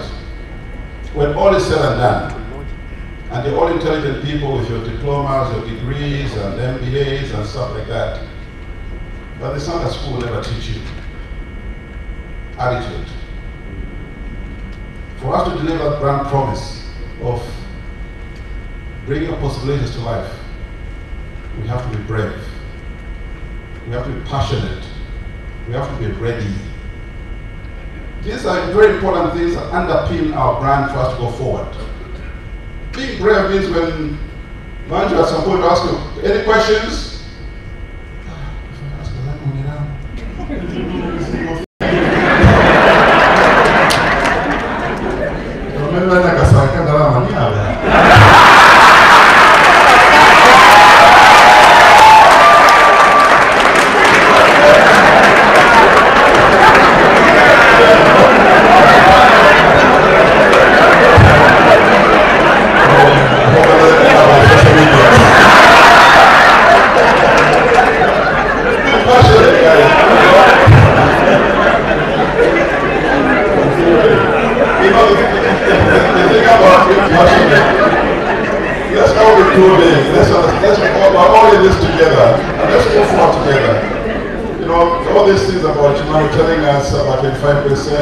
Actively disengaged, 50% halfway.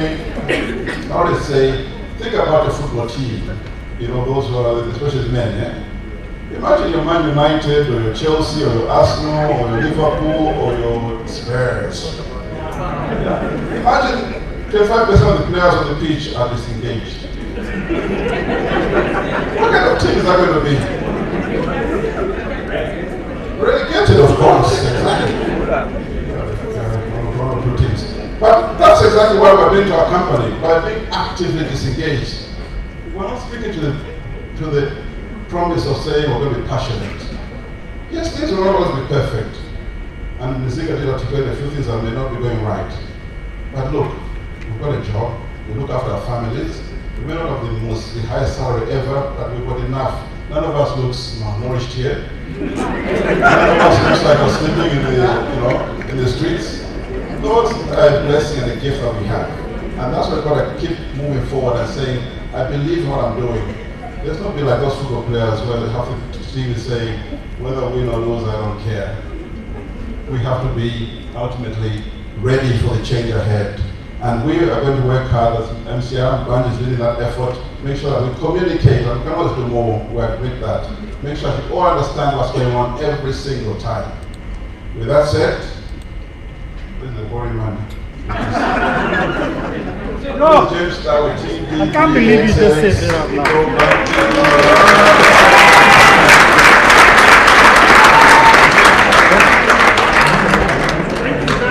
Thank you, sir. I must not bore you because you are hungry and you are tired and you want to go home. Alright. So, I don't want to talk a lot. I think for us, it's change. We have a lot of outlet. We've got 78 projects that we've got to deliver, 79 projects that we've got to deliver in this year. And 7 of them are in-country projects. It is not something that we take lightly. And it is for this reason that we ask ourselves the question, so what does separation really mean? What does it mean when we say we are ensuring the separation happens for Barclays, for example. So Marco touched on it quite briefly. He said, so Barclays Bank PLC has decided that they want to reduce their shareholding in Barclays Bank in Barclays Bank Africa, and they want to make sure that they no longer have controlling share. Now, in order for them to do that, there are some elements that we needed to complete. Right now, all the legal stuff has been completed, all the business stuff has been completed. We are now at the point where we are now at, for me, the exciting stuff. Alright. So what has happened yesterday? Yesterday, we implemented what then? Mazinga is wearing the t-shirt proudly. This is the new HR system. Barclays had SAP. There's nothing wrong with SAP. Alright? But Workday is digitally led. This is what we were looking for. Alright. Now, there's a lot of projects that's going to come down the line. Unfortunately, we don't have the time to talk about every single one of them tonight. But there is one. There is 7 days away. 7 days away. Next week, Friday, this time, we start with our migration journey to take our core banking system out of the UK. Next week, Saturday, this time, we expect that that core banking system will no longer be in the UK. That means that we will be fully running our core banking system ourselves. There will be no more UK staff members looking after it. There will be no more UK people that we have to phone, and then they tell us we only started at 10 o'clock because it is not our office hours yet. We don't have that anymore. We are still going through some walkthroughs where we will talk to you as people, as team members, to explain to you exactly what the deal of this change is about. But come next week, Friday, this is where the rubber will hit the down. Alright? We put this slide up here because I think it's important that we all understand.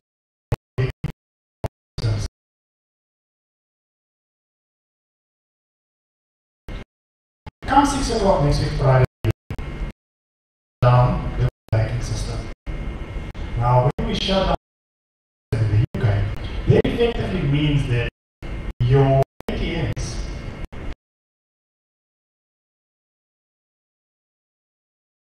your Barclays integrator will no longer be able to.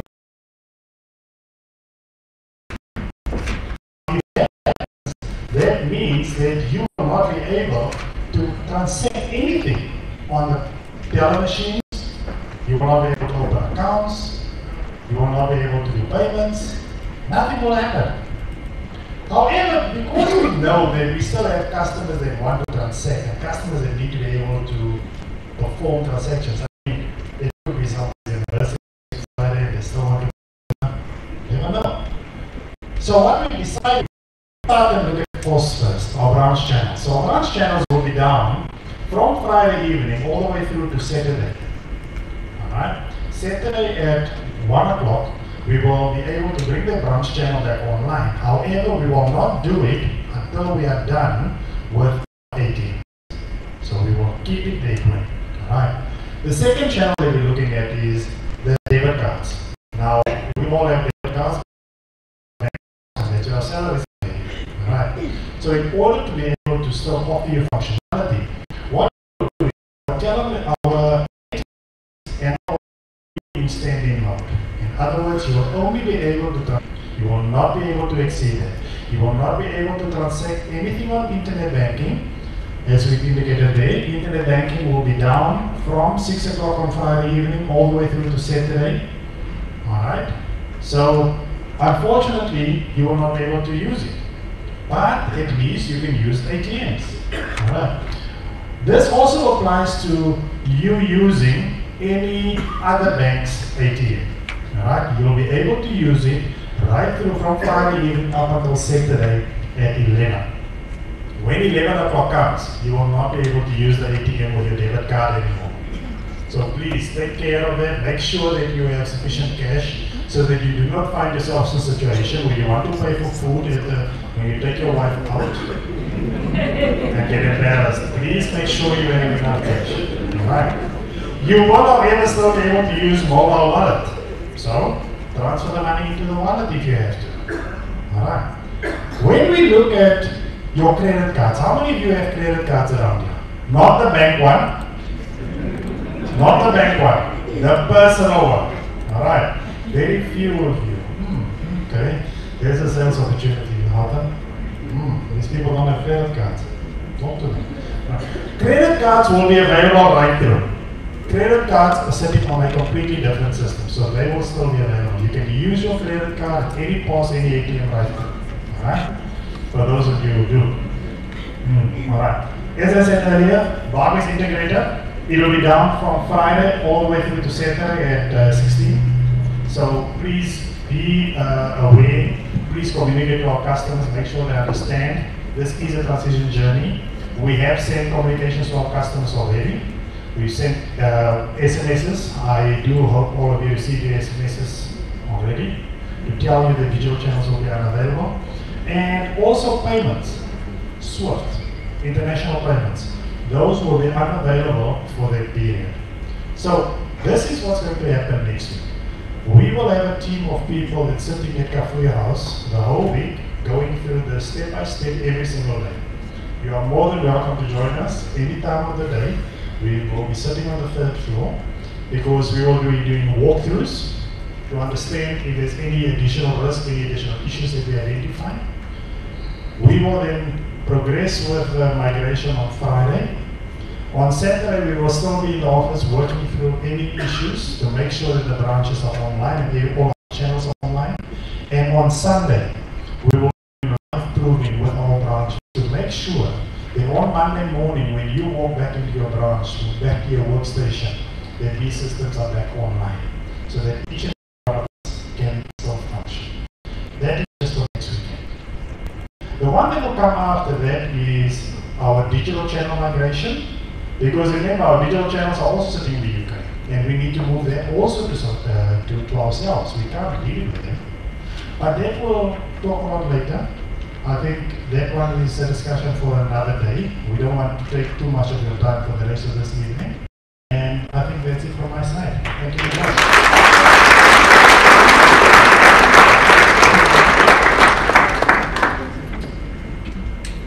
Thank you so much, James. And once again, thank you to Mata as well for, I think, really explaining the brand journey as clear as possible for each and every one of us to realize that we're actually sitting with an opportunity in our hands. So imagine 10 years from now, 20 years from now, if your child asks you, what did you do? What did you achieve? And they're looking for a job. And the bank that they're going to is called ABSA. And you say, where you're going is what I built for you. Imagine that narrative. It's not every day we get that opportunity, but we're actually sitting with something so rare. So when you put it on your CV, put it because you made a difference. Put it because you know you can stand in any crowd and say, I did this. So let's look at it as a real opportunity that is going to make a difference for our kids. I'm a mother of 3, so I always look at it that way to say, I need to tell them that I'm a strong woman who did something. So when they look back, they'll know something. So the next part of the session is our Q&A. We're mindful that we're running behind time, but this is a very important session because it's our moment, and when I say our, I stand with everybody. It's our moment to ask questions. It's our moment to get points of clarity on issues that we need to break. But this is a real moment for us to say, I'm not sure about this. Can you explain this to me? So please, I really, really ask and urge each one of you to raise your hand and ask a question. Like Martha said, only when we ask those questions do we start to get the answers. But if we hold back, we don't really know how things can be resolved or where we need to have points of clarity. So at this point, I'd just like to ask a panel to come to the front. They'll be led by Nzinga, and the following people will join her. There will be Nzinga, Banja, Hato, Colin, Vincent, and Chimambo. If you could kindly come to the front. Our remaining CMC members will also be able to take questions. If you have a question directed at them, please just indicate your name and who the question is directed to. We also have a few questions that were sent by our colleagues who are not in the audience here today, our colleagues from outlying branches. My colleagues in the outlying branches. So I really want to kickstart this process by firstly welcoming each one of you here. This is a hot seat. I'll ask the hard questions where I need to. But I think it's supposed to be as interactive as possible. So thank you so much for being here. And to the remaining CMC, we really look forward to hearing from you. I just want to start by saying, we've heard the strategy. We've heard the strategy and we're clear. I'm hoping we're clear. And where we are not clear, this is the moment. We've had some things that we needed clarity on. This is our moment. So we're now getting into the Q&A session. Could I kindly ask that those of us, because of time, who have questions, I do have my colleagues on the floor who are supporting me with roving mics. If you could kindly raise your hand and we'll be able to bring the mic to you for you to ask the question. We'll take questions in batches of 5, just for the interest of time because we are running late. So over to you, colleagues. This is really now about us. Thank you. So questions. If you could kindly raise your hands, ladies and gentlemen, for us to kickstart. Okay. James Kalabata wants to ask a question? Or say something? Yeah, I think this time. Okay. This is the problem.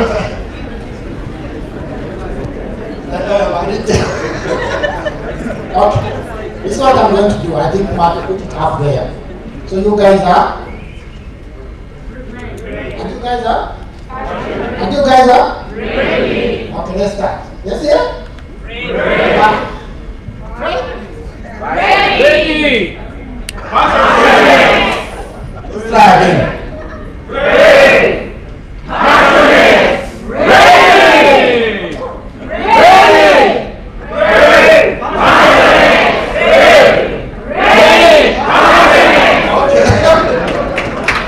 Thank you so much, James. So I think we're now really ready to start the session.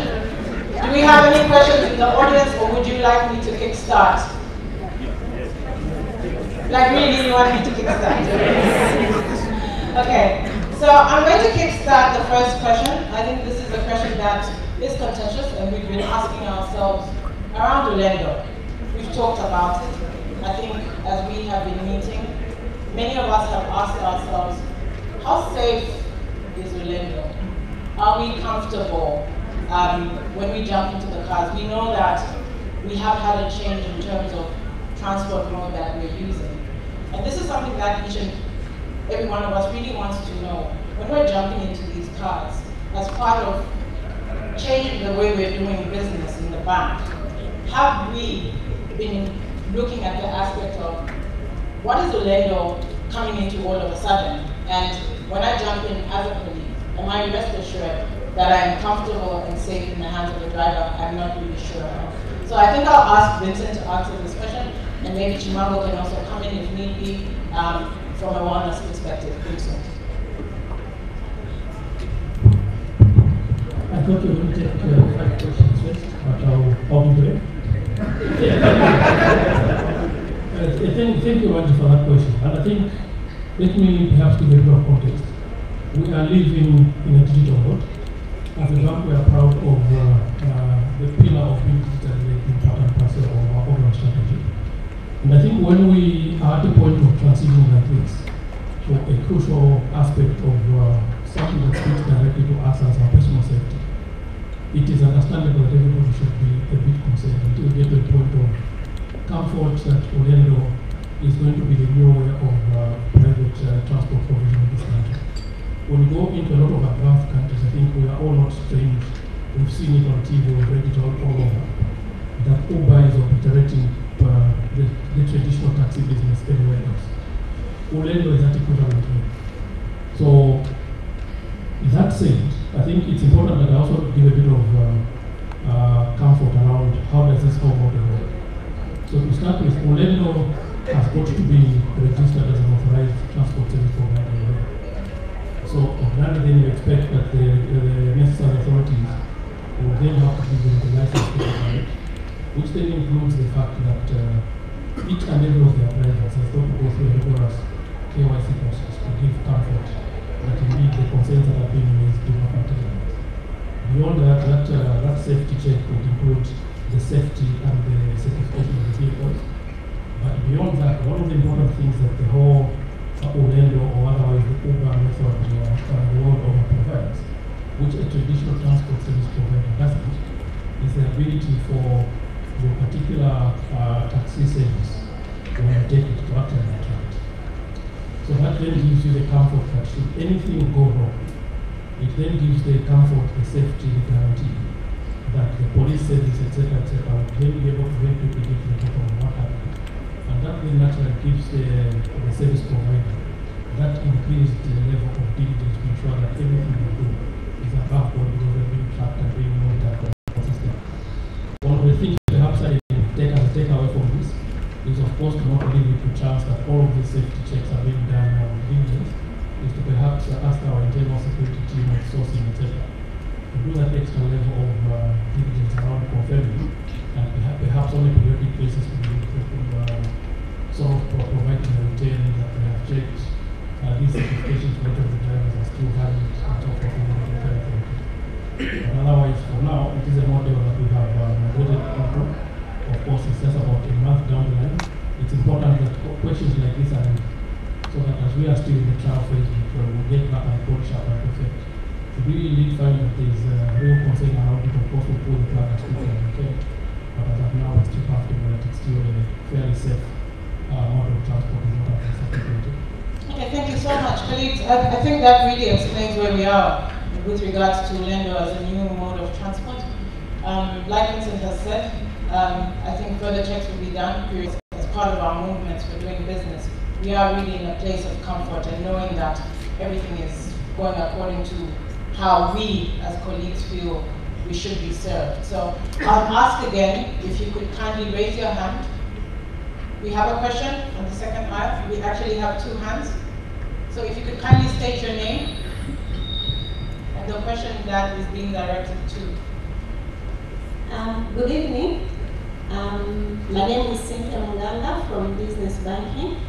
I think this question will be directed to Zinda. I have two questions. The first one, I just want to know in terms of income, transaction fees, how much we are losing to the MNOs, because you did mention, and of course it's a fact, that they are proving to be competitive in as far as offering alternate payments is concerned. Especially at a time where we are, where our system, of course, stability is a bit of a challenge, and a number of customers, myself inclusive, sometimes, of course, I do transact from the mobile service provider. So I just wanted to know how much we are losing. And then secondly, where we are repositioning the branches, from where we are repositioning. I know for personal clients, it will be, there is an alternative that has been offered for them because they are able to transact using the e-wallet. Why didn't we consider also doing agents banking to provide a solution to the business customers? Because where we have put that, we also have some business clients and we just left them like that without offering a solution for them. Thanks. Okay, so we'll also take the next question. If you could kindly raise your hand and who the question is being directed to. Good evening. My name is Elita Mwade. I'm speaking in my place as a Union Vice Secretary. I'm directing my question to Vincent and maybe just adding on to the question that you did ask Wanji before with regards to Orlando. For me, I think we need clarity being said that Orlando does not pertain to unionized colleagues. Why am I saying so? It is clear in the CBA that taxi reimbursements, that is a negotiated item. As far as we are concerned, as a union, you have not come back to us. We have no issues if you want to move to Orlando, but we need to be consulted, we need to have an input, we need to get the comfort that our colleagues are safe in this transport. Only then can you then go ahead and implement something that will affect the rest of us. So as far as we are concerned, as a union, our unionized colleagues,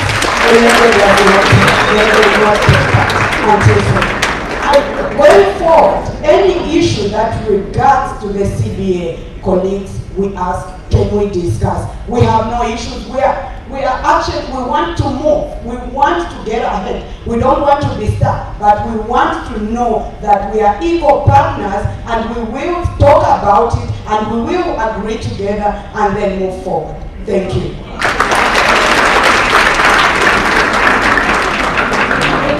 Kindly take 3 more questions on the floor.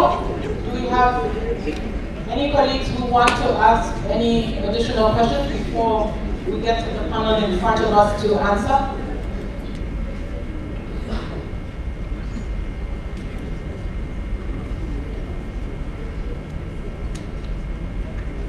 Good evening. Thank you. I'm a small girl in Barclays. I think I'm losing track of how many years I've worked so far, but it's close to, I think, 6 years now. My question is something that everyone doesn't really want to talk about because probably they hold back for many other reasons. From the time I came in Barclays, I found there was a PD system. But then I'd like to recall what Mizinga mentioned about the PD system that people complain about it. But I'd like to take it in the story of David and Uriah.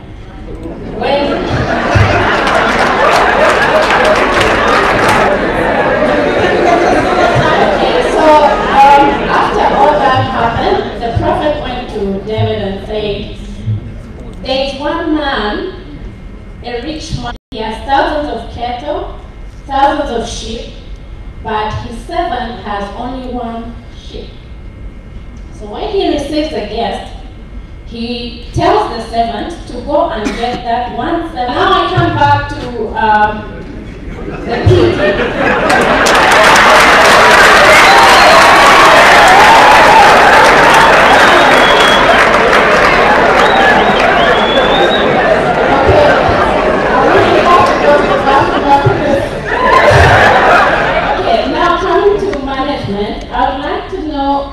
Because the real issue about PD is not really how it's done. I think what people fail to talk about is the profit sharing. Whether it's maybe it's TCF internal.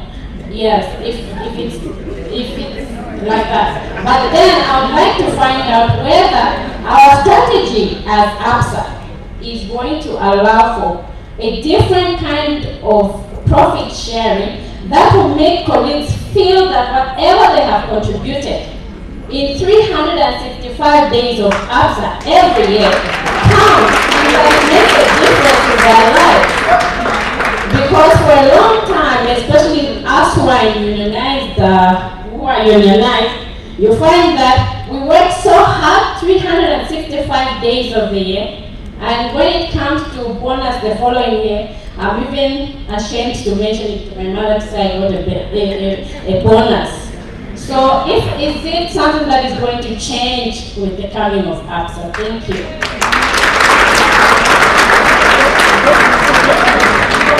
we have any last questions or can we proceed to direct? Yeah. So we'll proceed and pick those. I think the first question was directed to Mizinga. It was coming from Cynthia around the transactional fees. I was just saying, was feeling sorry for CMC because they don't read the Bible, they don't know who we are.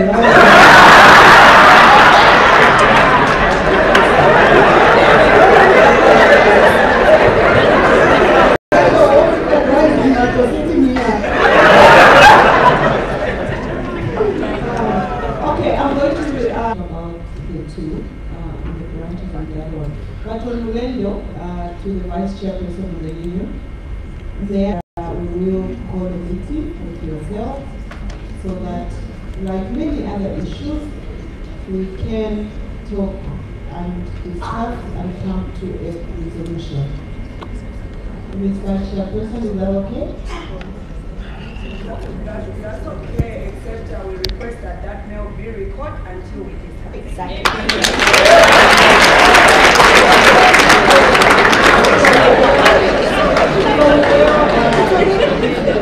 So we will have a conversation with yourself over the next few days, and we will pick it up from there. So I'm going to just hand it over to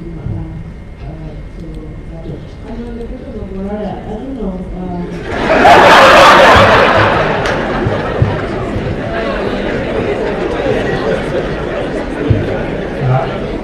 Thanks, Nzinga. So I think the question had two parts. The first part was to do how much are we losing to the telecom regarding transaction fee. It will be very difficult to actually state a figure on how much we are losing. But what is very clear is that if you look at the volume of transactions that we are starting to do, if you look at the turnover basis, the last time we were launching Congo, I recall the MD for MTN standing up and saying, we are now starting to do a monthly turnover of 6 billion within the mobile money. And you recall that this is really, before mobile money came, this used to be the turnover that used to run through the bank. So you can already see from that level of transaction and the number of payment capabilities that is built, that is actually a lot of money. Which explains why as a bank we have gone on to integrate with all of them. Which explains why as a bank we have moved forward to go into Congola. And if you look at Congola, within the 5 months that we have launched it ourselves, we have actually managed to lend out $27 million over 5 months. Over 982,000 customers. So that really tells you in 5 months we're able to do that volume, the level of business, and what it means when we say we are digitally. Moving to the second part of agency banking. Agency banking remains on plan for the bank. The only issue that we had to prioritize what we used to involve a lot of system integration.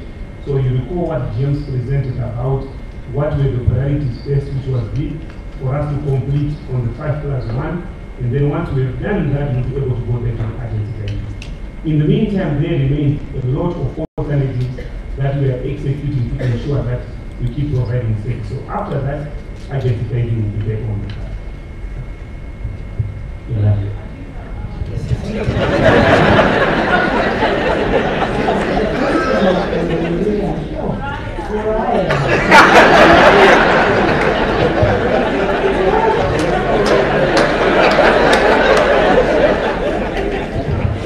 Okay, anyway, I've got Colin and Demanto here to refresh that part, but I think just to give you feedback, I think the choice that we need to make as a bank is whether we're going to be communist or capitalist.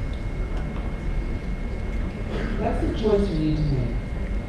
And it seems as though the union represents unionized employees. And the model that's been adopted for unionized staff is communist. So everybody gets the same. Whereas with us as management, we're performance driven, which is essentially what capitalism is about. It's about being performance driven. So as management, we've said we're going to get a pie.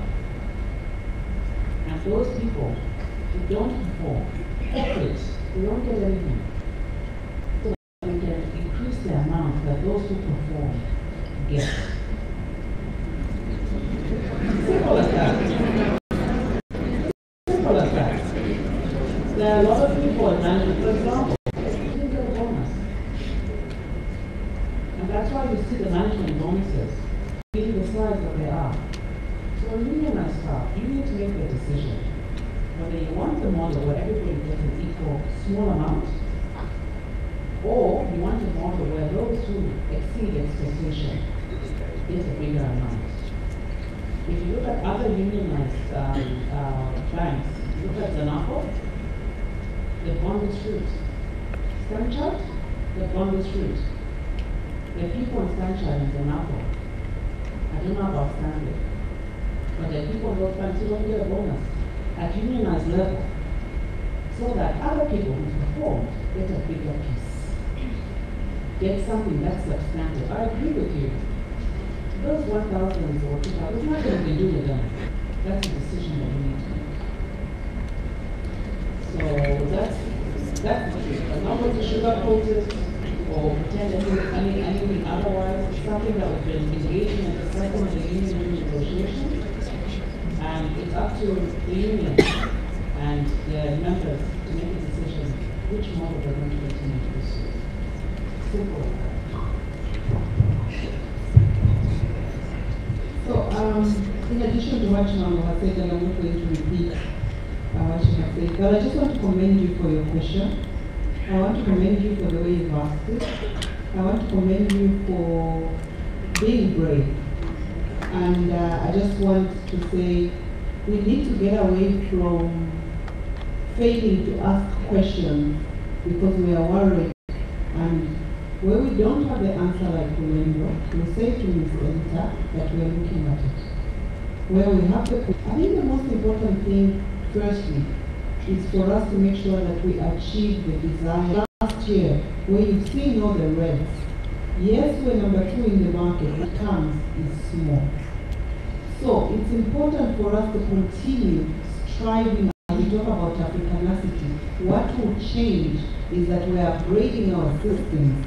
Our service to our customers is going to be, and us, is for us to be easier for us to say we have the PD question will remain on the table. So continue. Thank you for the question. Colleagues, if we could just have the next round of questions. Kindly raise your hand and indicate who the question is being directed to. Good evening, everyone. My question is for everyone in here, I suppose.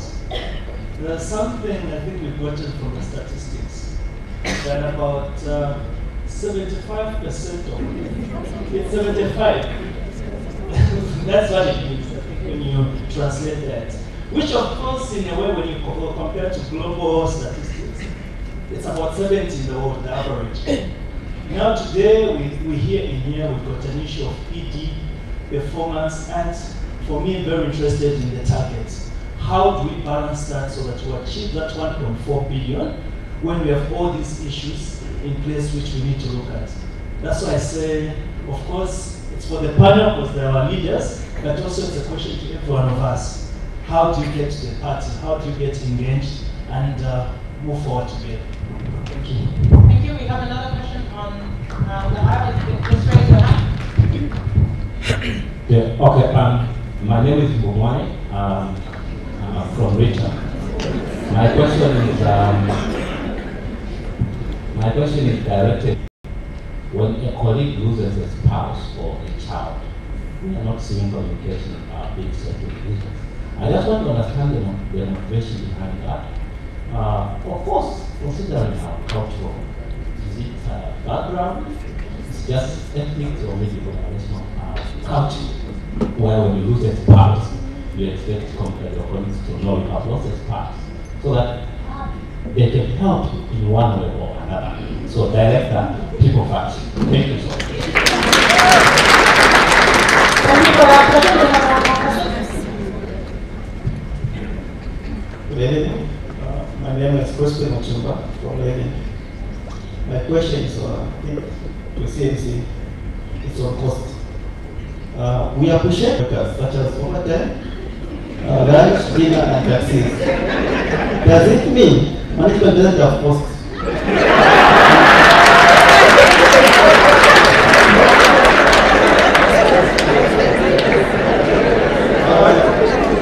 We will appreciate if you can come from Western.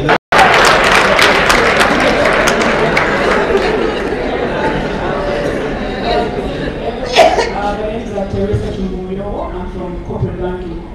My question is directed at Vincent. I think in terms of systems, I'd like to say that we have improved a bit. So thanks a lot, Vincent, for that. It's very difficult for us because if you look at, let's say, outwards, we promise the client that if the payment fails, it appears like nobody in the payments processing team is able to actually notice that the payment has failed without a complaint from the client. So I don't know what you can do where that is concerned. And then secondly, even where inwards are concerned, I think when we first launched the Makola project, there were some payments which had been outstanding for a very long time in the inwards queue. I think some of them were like 3 months old. And I think we resolved that. But then you find that even just recently we had instances where a client's payment was actually delayed for over a week. And then nobody in the team appeared to know that the payment was delayed. So I would really like you to just do something about that because it's really a very big pain point where clients are concerned and we're really losing business because of that. The clients are not very comfortable using our systems and it becomes very, very difficult for us who are in the front to actually sell our channels. And then secondly, where IT is concerned, okay, I thought my time was up. Yeah, so thirdly, where IT is concerned, I think I'd like to suggest that where the help desk is concerned, I think in terms of logging the queries, they take too long. And then another thing is that if we could also just maybe do some kind of training for them where all the systems in the bank are concerned, because we find that if you're raising a query with them, and let's say the query is on Barclays Integrator, you have to over-explain, and they seem not to really know exactly where the issue is. So when they are relaying it to the support teams, it becomes a bit of a problem, and then we have that back and forth. I think it's important that they kind of have a training so that they know exactly how the system works, instead of maybe leaving it to the businesses to over-explain. It's really a pain for us. Thanks. So I know we have 2 questions on the floor, but we have 5 questions that have been loaded right now. So maybe we can kindly just ask the 2 colleagues who have initially raised their hands, if we could just take a moment, and then we can get the quick responses from the panel in front, and then we'll come back to the floor for questions. So, Colin, will take the question. Well, at this time, if you don't mind, the question I'd like to attend to is the issue of being disengaged. I think this is a fundamental must for all of us. Being disengaged is not a function of what Mzinga says. It's not a function of what your line manager says. It's a function of what you hold in your heart and with that which you believe is your belief system, your attitude, and your mindset. And your mindset is not something that can happen or change as overnight event. It's a process. And let me just share something I shared with the collections team yesterday. I told them that most of the time we focus on what is happening around us, the what. When the manager rates you as needs improvement, we sit there and moan and complain and begin to believe that I'm a needs improvement. When you're rated in that fashion, it doesn't define who you are. It just says that perhaps you used a wrong strategy for that season and that another season is coming. It doesn't mean that that's where you belong. It may be a valley for you. It may be dark and dusty and rugged, but you do not belong there. There's always something else coming ahead of you, and perhaps that's where the focus should be. To be engaged, ladies and gentlemen, is something that all of us must begin to work on an individual basis. If you do not do that, let me tell you what happens. If you come as a disengaged colleague in the office, you are actually withdrawing from your future. You're withdrawing from the account of your career. Because when you continuously become disengaged, you become that kind of a person. And even when the opportunity comes, it will pass you by because you're not ready. You go from that. So when the master goes away and leaves talents for all himself, and gives them different values, 1 talent, 2, and 5 or 10, and he comes back and says, what did you do with the talent? The one who was disengaged just went and died. That disengaged says, I shall do something with that which I have been given by the master. I will add value to it, and when the master comes back, I'll give it back to them with profit. That is a person that is engaged. So the result is dependent on your attitude. And let me tell you something. When you are engaged, even if your boss gives you a rating that is not consistent with what you believe in, it's just a moment. Your boss does not define you, only God. In that moment, look to what you believe in, look to what you have in your heart. Even if the sun stops shining, there are stars in the night. Even if the stars stop shining, there is a light in your heart. You need to navigate your way through and get to the point where you be. Do not be discouraged. Know that you can be encouraged. Come engaged and we can turn this back around. That 1.4 is more, we can go to 4.2 billion.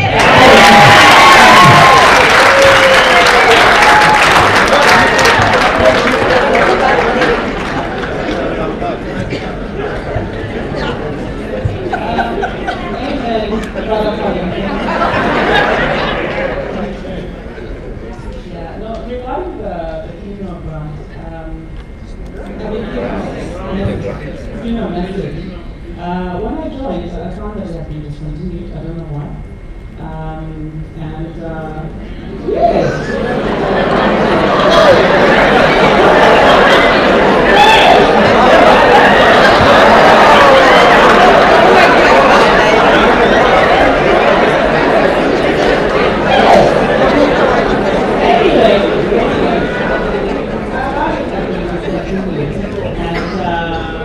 When the matter was raised,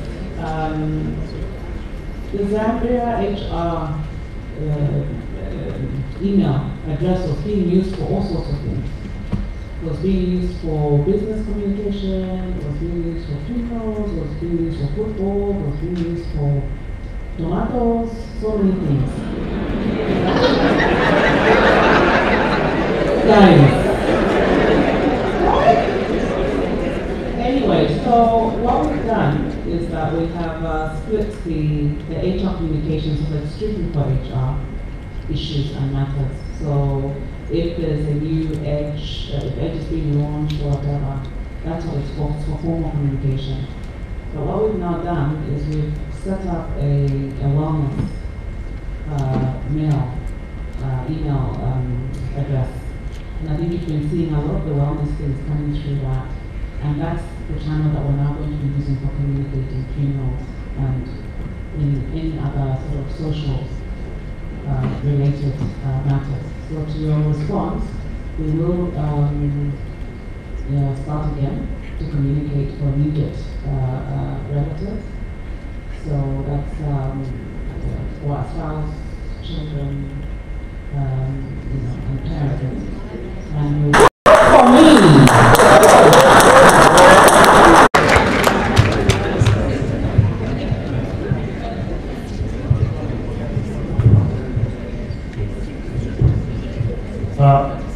I'll take the first one. I think the way to look at what we are currently doing in terms of the cost.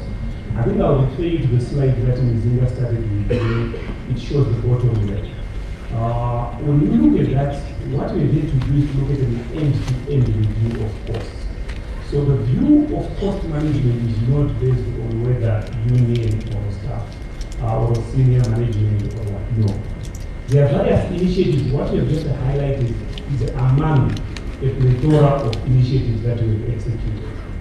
And there are other initiatives such as the review of contracts we have done. I think you heard the acknowledgement of Mutinda, weighing 8+ million has been recognized through those services. So this has involved the change in the cleaners, the review of guards, even our suppliers. We've also done a review in terms of corporate card usage. So you will find there's a lot of reconciliation and a lot of accountability and even suspension of certain credit cards that has been executed. And these credit cards are also among the senior money so that we make sure that where we are applying our resources is for best use and for effective. The other thing is what Ms. Zinga highlighted, apart from repositioning, the whole process actually around the branch repositioning, it equally speaks to our cost management strategy.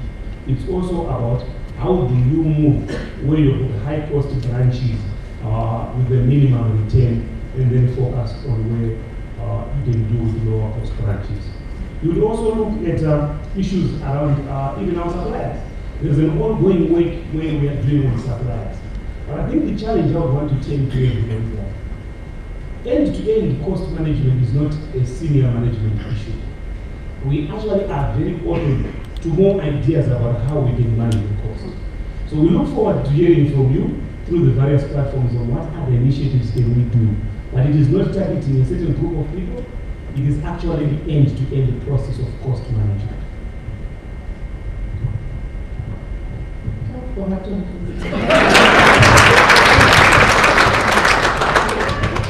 I'll answer the three questions from Teresa very quickly. And thanks, Teresa, for your comments. And what we're trying to achieve, Teresa, with the projects you've indicated is to automate a lot of the manual handoffs in the payment space that I think from the days that you were heading the payments team or a few years back, you'll be very conscious of. You have a lot of systems, and you have to move a file from BI, take it into SFI, take it into a box, until the payment goes. Now, at each of those points, there have historically been points of failure, and therefore that is why the failure rate of complaints were very high historically. What Project Makola that we have been on for the past almost 18 months now has been targeted at is to reduce those 100. So when you look at our corporate clients initiated payment on BI, it goes without, along the journey of implementation, there have been some teething issues, especially at the end of Q3 last year. If we have at this point completely cleaned up, the straight-through processing success rate has moved from 8% that it was then to better than 75% now. The journey continues. We are now looking at automating the, not the in-one and outward foreign payments in the first place. We are now progressing into the domestic overall payments, the deducts, the other TTSs and so on. That's the next phase we're going to do. We're being as careful as we can along the journey or the implementation we have learned from the mistakes of before. We are hoping the subsequent rollouts will be as smooth as they possibly can be. The last part that we spoke about on the turnaround time on help desk, knowledge gaps, etc. I can basically point that down to a temporal staffing problem we have there. And it's a staffing problem that has arisen for general reasons. A number of people from IT, because of our development plan, have been promoted into a lot of functions, finance, retail, etc., etc. That has left a significant staffing shortfall. I would be thankful for HR that have completed the promotion process for new people. One fill up your capture, we have 5 people doing IT effective 1st of May. They are with the colleagues in the meantime, they are doing the best they can to also support the separation projects that James was talking about. So it's a time of extreme stress for myself and the team in IT until the 1st of May.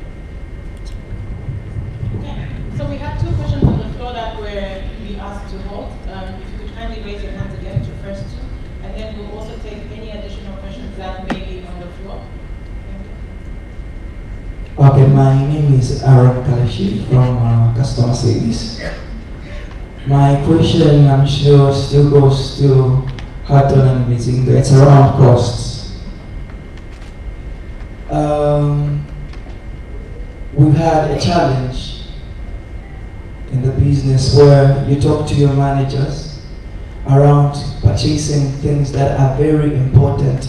Even when you look at the IT department, we dig in our pockets to get batteries for the PCs that will go down. In customer service, we've had some phones which have been down for a while now, and people say costs. But my ask to the management is, do we have anything in place that will empower the managers so that in cases of those small things which will impact our NPS, actually, at least they are able to get from some corporate to get even a handset for a colleague whose handset has been down. That will really impact us. And if we are talking about being customer obsessed, obsessed. It doesn't, what is happening doesn't speak into that. And my ask is, do we have anything in place to empower our managers to have such things or small things at least handled within the departments?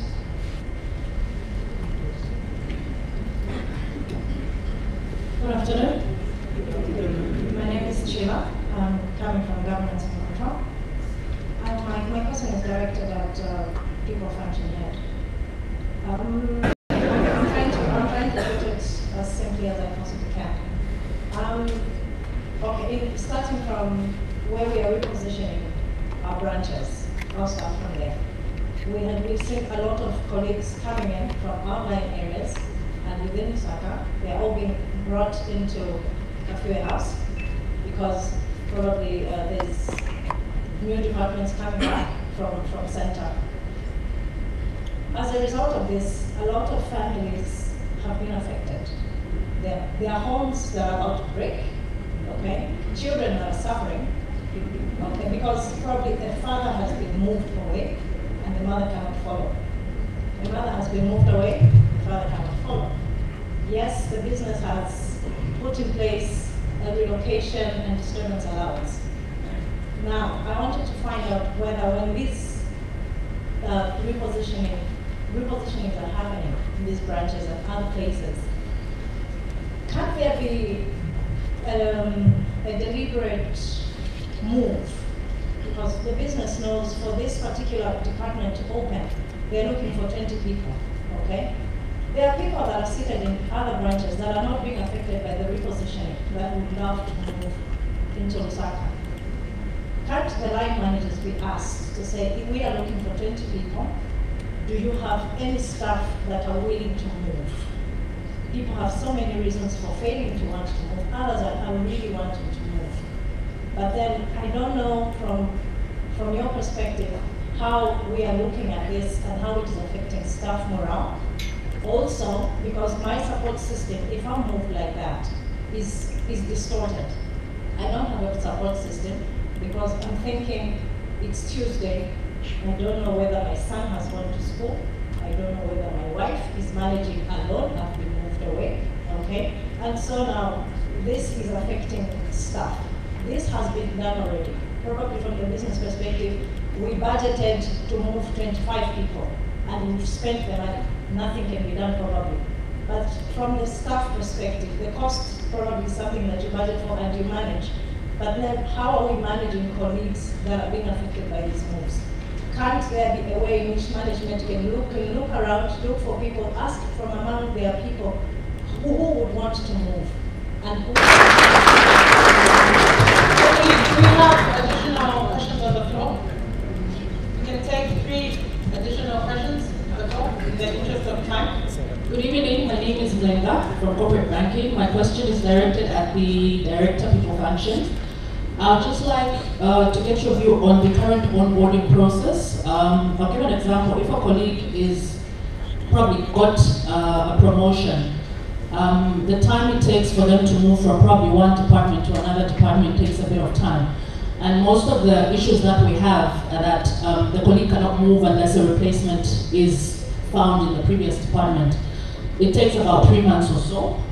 From the experience that I've had with one of my colleagues, I'd like to find out that with the coming of Workday and Edge, how is that going to be addressed going forward? Okay, we had another hand at the back.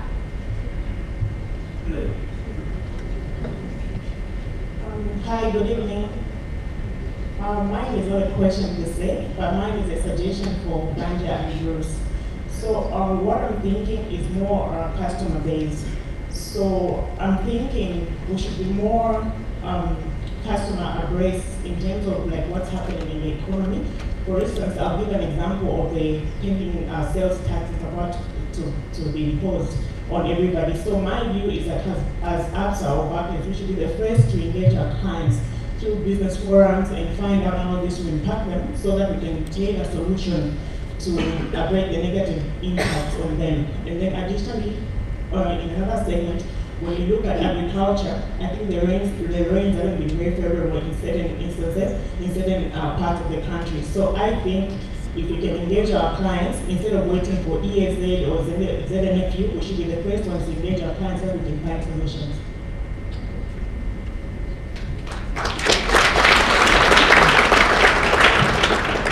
Okay, so if we can just ask the last session, the last question would be, I'm just mindful of time because this is almost 19:30, unless you want to be here the whole night.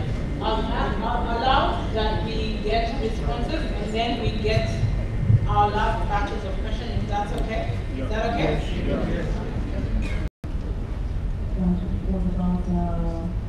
So the question was about empowering managers. That was a question from Aaron. No, it was, okay, the first one that from the previous side was, and I agree with you, we hate employees being separated from their family. Because when you remove somebody from their family, it's very difficult for them to focus on the job. Like you said, they're worried about the other partner that left behind, that they're coping, the kids, and so on and so forth. So whenever we can, we try to make sure that we avoid the person being separated from the family.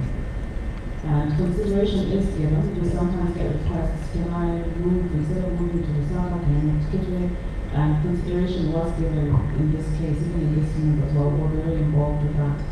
And however, there are times when it's just not possible. There are times when, for example, like the branch is completely closed, like for example, in Wansha, it's closed. What do we do in that case? Where do we take those people? We can't leave them there.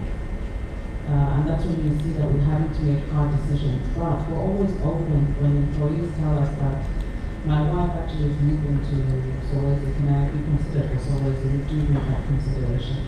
So 100% we agree we don't like separating families. And wherever possible, we try to make sure that we keep families together. And then the second one was around the turnaround time that was raised.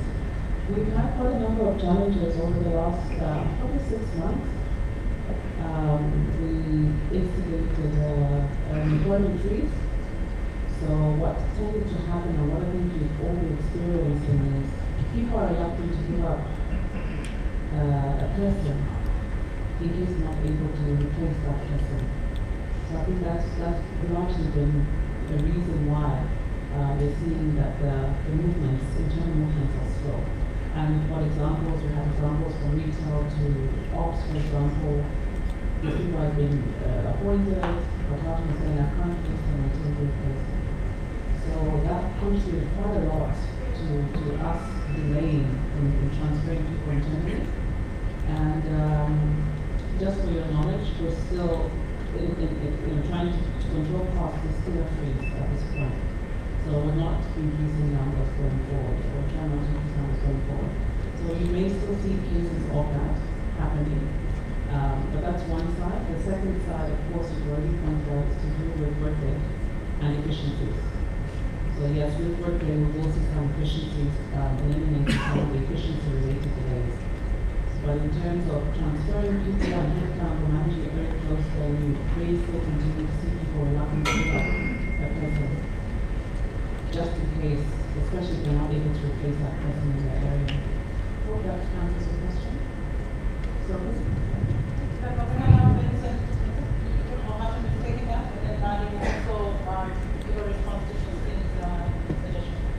this is Adam's question on the cost on the small items. I think the feedback is noted. We will not go into that specific cases and we will be able to attend. So thank you for that feedback.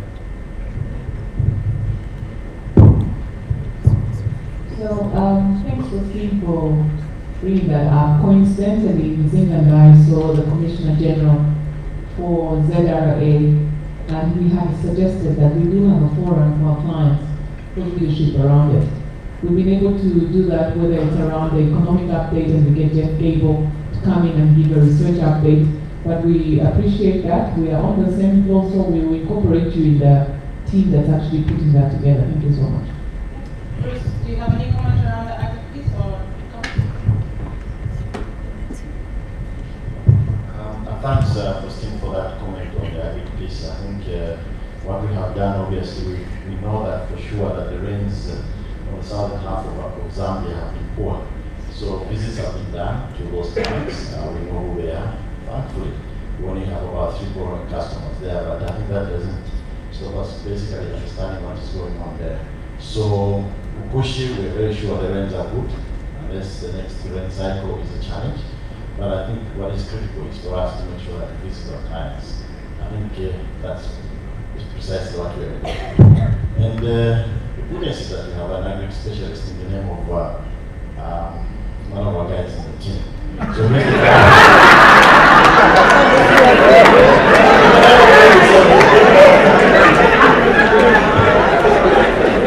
so it didn't work out just now. So I think in the name of Remy, so he's done a great job. So I think he's going to give us a report in terms of exactly the visits that he's done. I think that's one positive thing that we have. Then on the issue of the sales tax, just quickly, I think like Banja has mentioned, we had a session I think sometime late last year with some customers of the Copper Belt. I think Catherine and I visited. I think the issue of sales tax was discussed. The issue that was obviously pending was the detail around. Now we have a little bit more clarity. So I think we'll have those for us. Thank you. Thank you very much. If I could kindly ask that we take the last 3 questions. So there's a lady who's had her hand up at the back. We'll start with her, and then Mr. Loco also has a question. And the gentleman. So there'll be 4 last questions. Good evening. My name is Cleopatra from Central. My question is, as a business, what exactly are we focusing on in terms of our growth? We're saying we're customer obsessed, yes, but I think there's a bit of a contradiction. We're asking our personal bankers to sell, so we can't be obsessed with the customer that we don't know. It seems we're really focusing on bringing in more customers and not looking at the customers that we have. I think our customer service is suffering because, for example, a personal banker will want to sell a customer who's us. So, as a business, what is it that we really want to focus on?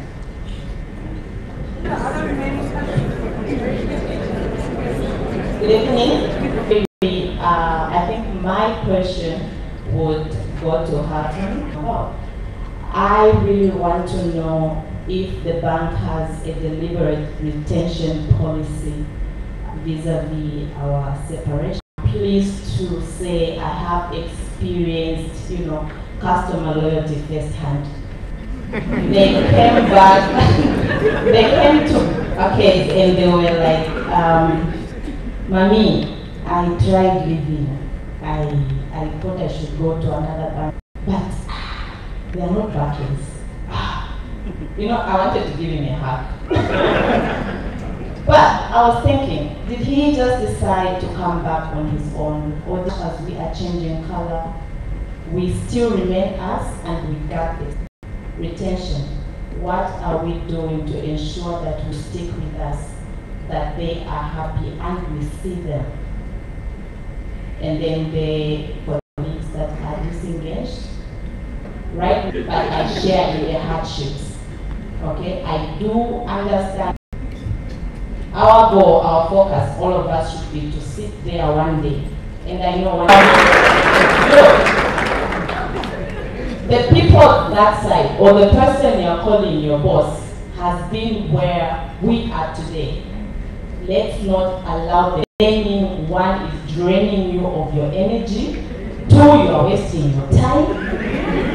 And 3, you are missing on tending to the most important relationship, and that's the relationship between you and you. Once you sort that out, everything will be okay. I assure you. Please stand there. When I was selected to be part of the sales team, I lied to myself. I told myself all sorts of sweet things. Probably there would be a commission and whatnot, and I went in hoping that would be the case. He came in and he just said it in simple English. there is no commission. I got angry and I told myself, I'm not going to talk to anyone in the responses as well, so we have a collation of the questions, even including questions from our colleagues who've been screening. So we'll take the last 3 questions, please.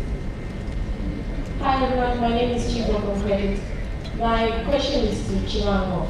So we thank you for what you did for Women's Day because it involved all the ladies. But usually it's just for MVPs going up, the women in leadership, women empowerment, usually target MVP going out. So my question is, what do you have in plan for the other bands, for PFOs, unionized women? You could include them as well. Maybe there could also be a women empowerment or leadership for the other grades. So, but what you did this year was great because it involved everyone. So what are other plans that you will involve for the other category for ladies? Thank you.